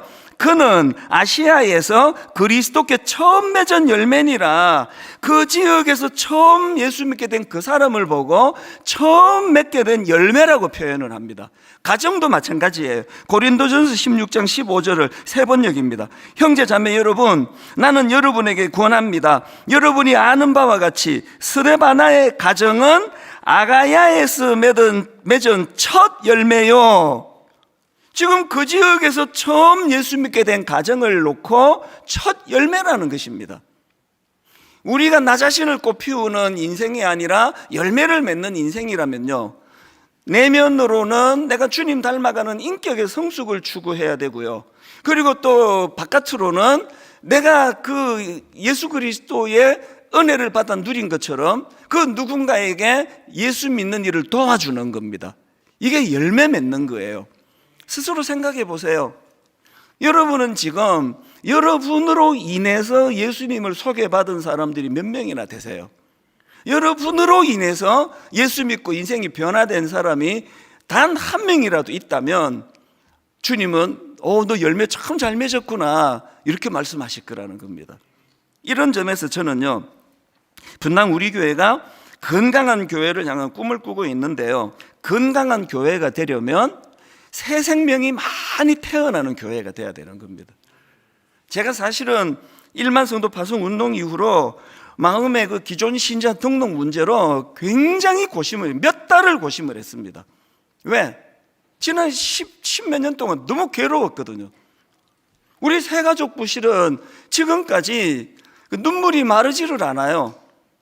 어떤 분이 이제 글쎄 해외에서 오셨는지 지방에서 오셨는지 분당으로 이사를 오시게 됐습니다. 뭐 서울에서 오셨는지 모르지만, 그래서 이제 분당 우리 교회 출석해야지, 그리고 이 앞에다가 아파트를 사셨어요. 그래 너무 신이 나가지고 이제 내가 이제 이 교회 등록해가지고 왔더니 등록 불가, 억장이 무너지는 거예요. 참 마음이 아팠습니다. 이게 제가 아마 하나님이 연자맷돌을 내 목에 뭐 글쎄 한 5천 개나 내가 걸어야 되나, 너무나 많은 아픔을 제가 가지고 있었거든요.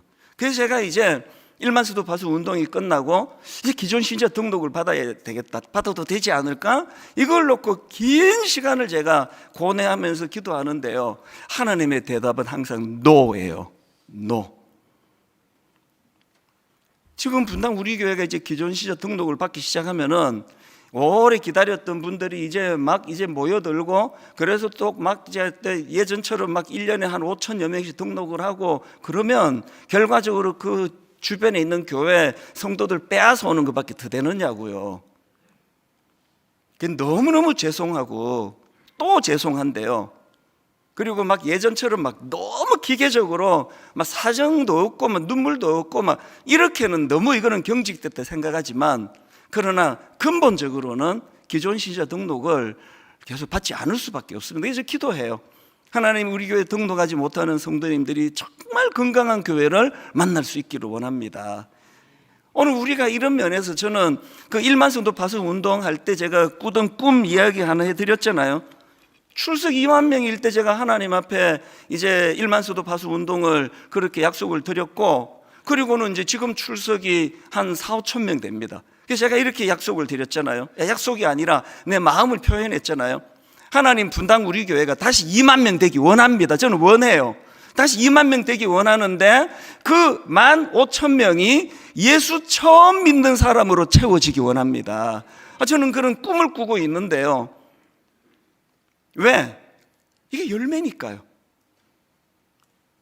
저와 우리 성도님들 모두가 이런 불편을 감수해서라도, 그래서 또 참 개인적으로는 너무 마음이 아프고 또 죄송하고 이런 상황이지만, 그러나 오늘 한국교회 현실이 너무나 특정한 몇몇 교회로 지금 너무너무 쏠리고 있는 거 절대로 방치하는 게 옳은 일 아닙니다. 그 몇 교회만 지금 비대해져 가지고 감당도 못하고 나머지 교회들은 지금 문을 닫아야 되는 이런 가슴 아픈 현실이 너무 많이 우리를 아프게 한다면, 이제 하나님 분당 우리 교회에서 하나님 앞에서 새로운 생명이 태어나고 이곳에서 예수 믿고, 그래서 여러분 지금 분당 우리 교회 안에는요 초신자들이 많기 때문에 여러분 도와주셔야 돼요. 그들에게 내가 만난 예수를 전해주시고 좋은 책을 선물하시고, 그게 다 여러분의 열매라는 사실입니다.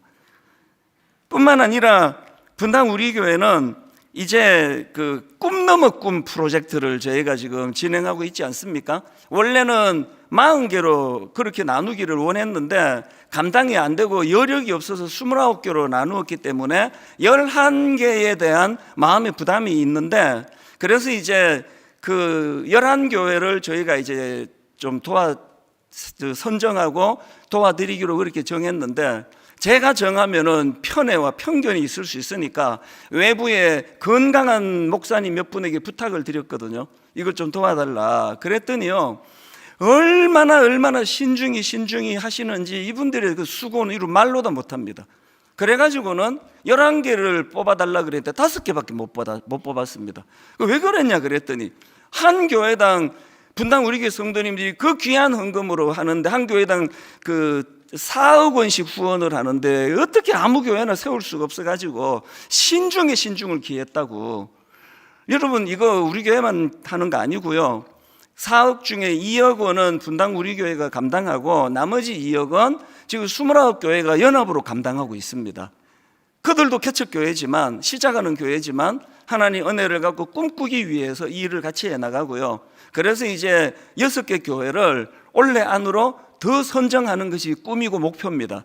그리고 이제 그 고난주간 끝나고 나면 선정된 5교회 목사님들을 수요 예배에 매주 수요일마다 5주 동안 초대해서 축복해드리고 그분들의 설교도 좀 알려드리고, 그래서 지금 우리가 추구하는 11교회는요 그냥 막 무조건 미자리 교회만을 목표로 하지 않습니다. 좀 더 밀어드리고 후원해드리면 굉장히 건강해질 교회가 될 이 교회들을 우리가 지금 추구하고 찾고 있고요. 이 프로젝트가 잘 끝나면 이제는 지방으로 갑니다. 이제 충청도권에, 또 전라도권에, 경상도권에, 강원도권에, 또 제주도권에, 그리고 수도권에 우리들이 이제 1년에 한 10개씩은 이번에 해보니까 그게 감당이 안 됩니다. 그래서 기간은 딱 정하지 않기로 했지만 이 일은 계속될 거라고 여러분 믿고 기도해 주시기를 바랍니다. 안팎으로 열매를 맺는 일이에요. 그리고 제가 또 지금 열매 맺고자 하는 교회 내에 꿈이 하나 있는데 다락방이 부흥이에요. 다락방이 살아나기를 원해요. 그래서 전체가 모이면 우리가 함께 모여서 예배를 통해 은혜를 받고, 소그룹으로 한 10명 전후로 우리 순장님과 순원들이 함께 모여서 같이 꿈을 꾸는 소그룹 다락방이 살아나기를 원하는데요. 그래서 오는 금요일 날과 주일 오후에 연합 다락방을 제가 다 이제 소집을 한 겁니다. 같이 꿈을 꾸어보자고. 그래서 우리가 하나님 앞에서 이제 이 다락방이 어떻게 살아나기를 지금 원하느냐, 하나님 앞에서 이 다락방이 살아나려면은요, 이제 뭐 순장이 혼자 열심히 해가지고 안 됩니다. 모든 순원들이 같이 꿈을 꾸고 모든 순원들이 함께 그 꾼 꿈을 향하여 나아가는 그런 은혜로운 다락방이 되기를 원하는데요. 제가 어느 여성 직장인 다락방이에요. 이분들은요, 가정도 살려야 되죠. 돌봐야 되죠. 직장도 다니죠. 게다가 또 다락방까지 하는데요. 제가 어느 날 저녁에 그 다락방 방문하고 충격을 받았습니다. 충격을. 진짜 작은 천국 같은 거예요. 이 직장인들이 모여서 어떻게 이런 아름다운 공동체를 만들 수 있나 했더니 항상 집을 제공해 주시는 분이 계세요. 항상 집을 제공해 주시는 분이 루게리 병을 갖고 계세요. 그래서 이제 루게리이기 때문에 본인이 다니지를 못하시잖아요. 그래서 항상 이제 내가 집을 오픈하겠다 그러는데, 그날도 제가 그 집을 방문하고 너무나 감동을 받았던 게, 너무너무 순원들이 역할 분담이 너무 잘 돼 있는 거예요. 그래서 어떤 분은 이제 루게리 병을 앓고 있는 그분을 위해서 역할이 다 돼 있어요. 오신 분들이 다. 어떤 분은 이제 밥을 떠먹여 드리는 역할을 한 분이 계세요. 밥은 내가 제일 잘 드시게 한다. 그래서 이제 막 다 조금씩 또 음식을 해갖고 이제 식사를 하는데, 이분은 항상 이제 식사 담당이에요. 음식을 떠먹여 드리고, 어떤 분은 또 통역을 해드려요. 루게릭이 이제 근육을 마비시키니까 이제 입을 많이 움직이지 못하기 때문에 말씀이 식별이 잘 안 돼요. 정확하게 어떤 분은 그걸 다 알아듣는 거예요. 그래서 듣고 바로바로 이야기 통역을 해주는 분이 있어요. 그런가 하면 또 어떤 분은 또 순장님도 아닌데, 이분은 누가 말 길게 하면 자르는 역할을 해요. 누가 좀 말 길게 하니까, 자, 여기까지. 다른 분도 얘기해야죠. 그 순장님이 그렇게 하면 상처받잖아요. 그 순장님이 대단한 분이에요. 그렇게 모두에게 역할을 나누어 가지고 다락방이 제 눈으로 천국 같은 거예요. 더 놀라운 게 뭔지 아세요? 그 남편분이요, 항상 이 다락방을 준비해 드려요. 그래서 그날 드실 간식을 준비하고요. 뭐 엄청난 건 아닌데, 오신 분들 손에 뭐 하나라도 들고 가도록 작은 과자를 선물로 막 그 방에 이렇게 많습니다. 왜 그렇게 하느냐? 그리고 이 남편은요, 딱 금요일 저녁이 되면 그 시간에 집을 나가요. 비켜드려요. 그 남자분들 이거 어려운 거 아시죠? 왜 이렇게 하시는지 아십니까? 루게릭을 앓고 있는 아내가 너무 행복해 하시니까, 이 모임을.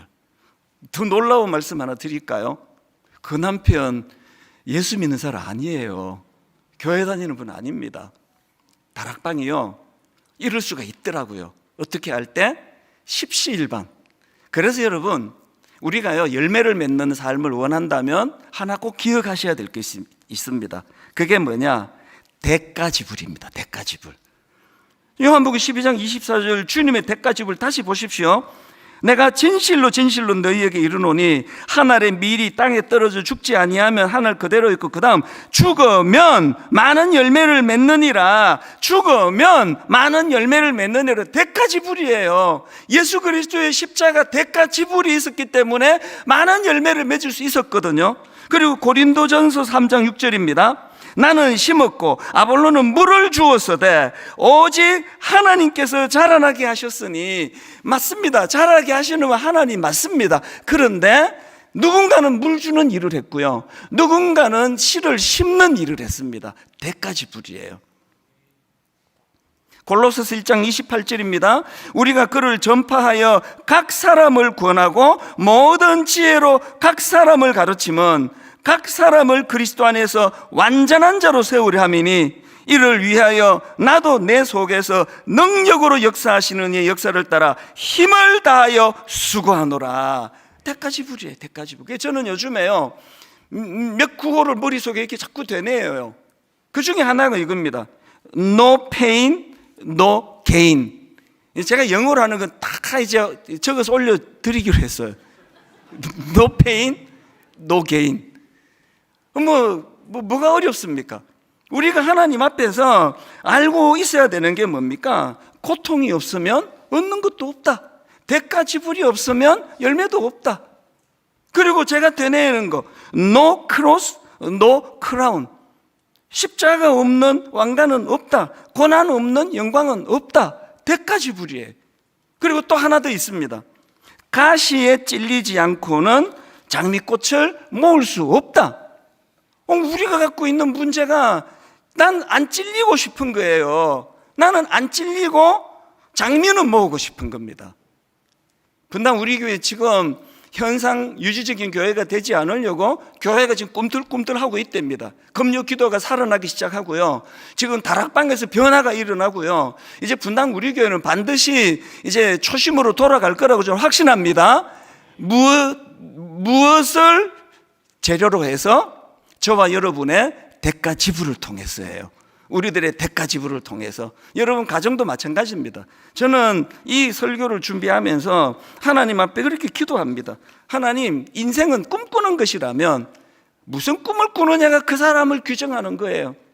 우리 성도들이 결국은 허망한 자리로 갈 수밖에 없는, 꽃 피우려고 안간힘을 쓰고 그 귀한 재물, 그 귀한 시간, 그 귀한 에너지를 그냥 자기 꽃 피우는 데 다 투자하는 어리석은 꿈을 꾸지 아니하고, 하나님 열매 맺는 데다가 한번 좋은 일에다가 대가지불하고 투자하고, 그래서 아버지 저들이 시간이 갈수록, 나이가 들어갈수록, 아까 제가 한 말 1%라도 과장이면 제가 주의 종이 아닙니다. 저는 제가 나이 드는 게 너무 좋습니다. 저는 제가 60대, 저의 70대가 얼마나 더 많은 열매를 하나님이 맺게 해주실까. 여러분, 열매 맺는 인생이 갈수록 행복한 인생이 된다는 것. 그래서 오늘 결론을요, 성령님께서 여러분에게 이런 말씀을 좀 주시면 좋겠습니다. 자꾸 이제 이 세상 가치관으로 살다가 보니까 하나님 자꾸 나이가 들수록 허무해집니다.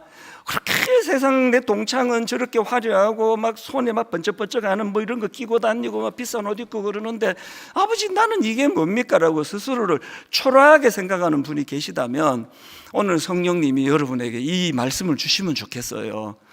야, 너 왜 그렇게 생각하니? 너 그 수고와 애씀으로 네 아이들이 지금 그 열매를 먹고 자라는 거 안 보이느냐고.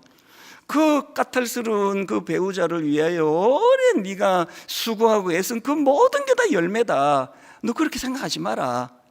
오늘 저와 여러분에게 이 은혜가 있다면 다시 한번 힘을 얻어서, 하나님, 가까이는 내 가정에 제가 대가지불을 치르고 열매를 꿈꾸는 그런 엄마가, 그런 아빠가 되겠습니다. 우리 아들 멋진 열매로 하나님 만들어 주시기를 기도하겠습니다. 분당 우리 교회 규모를 자랑하고 뭘 예산 가지고 교회에 불꽃놀이 안에 돈 한 푼이라도 쓰지 않기 원합니다. 분당 우리 교회는 안팎으로 열매 맺는 교회가 되기를 원합니다. 동의하시죠? 같이 꿈꾸시죠? 이 꿈을 통해서 하나님, 이제 이기사역에 하나님 많은 열매가, 이전보다 더 많은 놀라운 열매가 맺어져서 이 교회를 출입하면 여러분들의 대가지불로, 다락방을 출입하면 여러분의 대가지불로 영혼이 살아나고 영혼이 주님 만나고 회복되는 놀라운 역사가 끊임없이 일어나는 교회 되기를 주님 이름으로 축복합니다.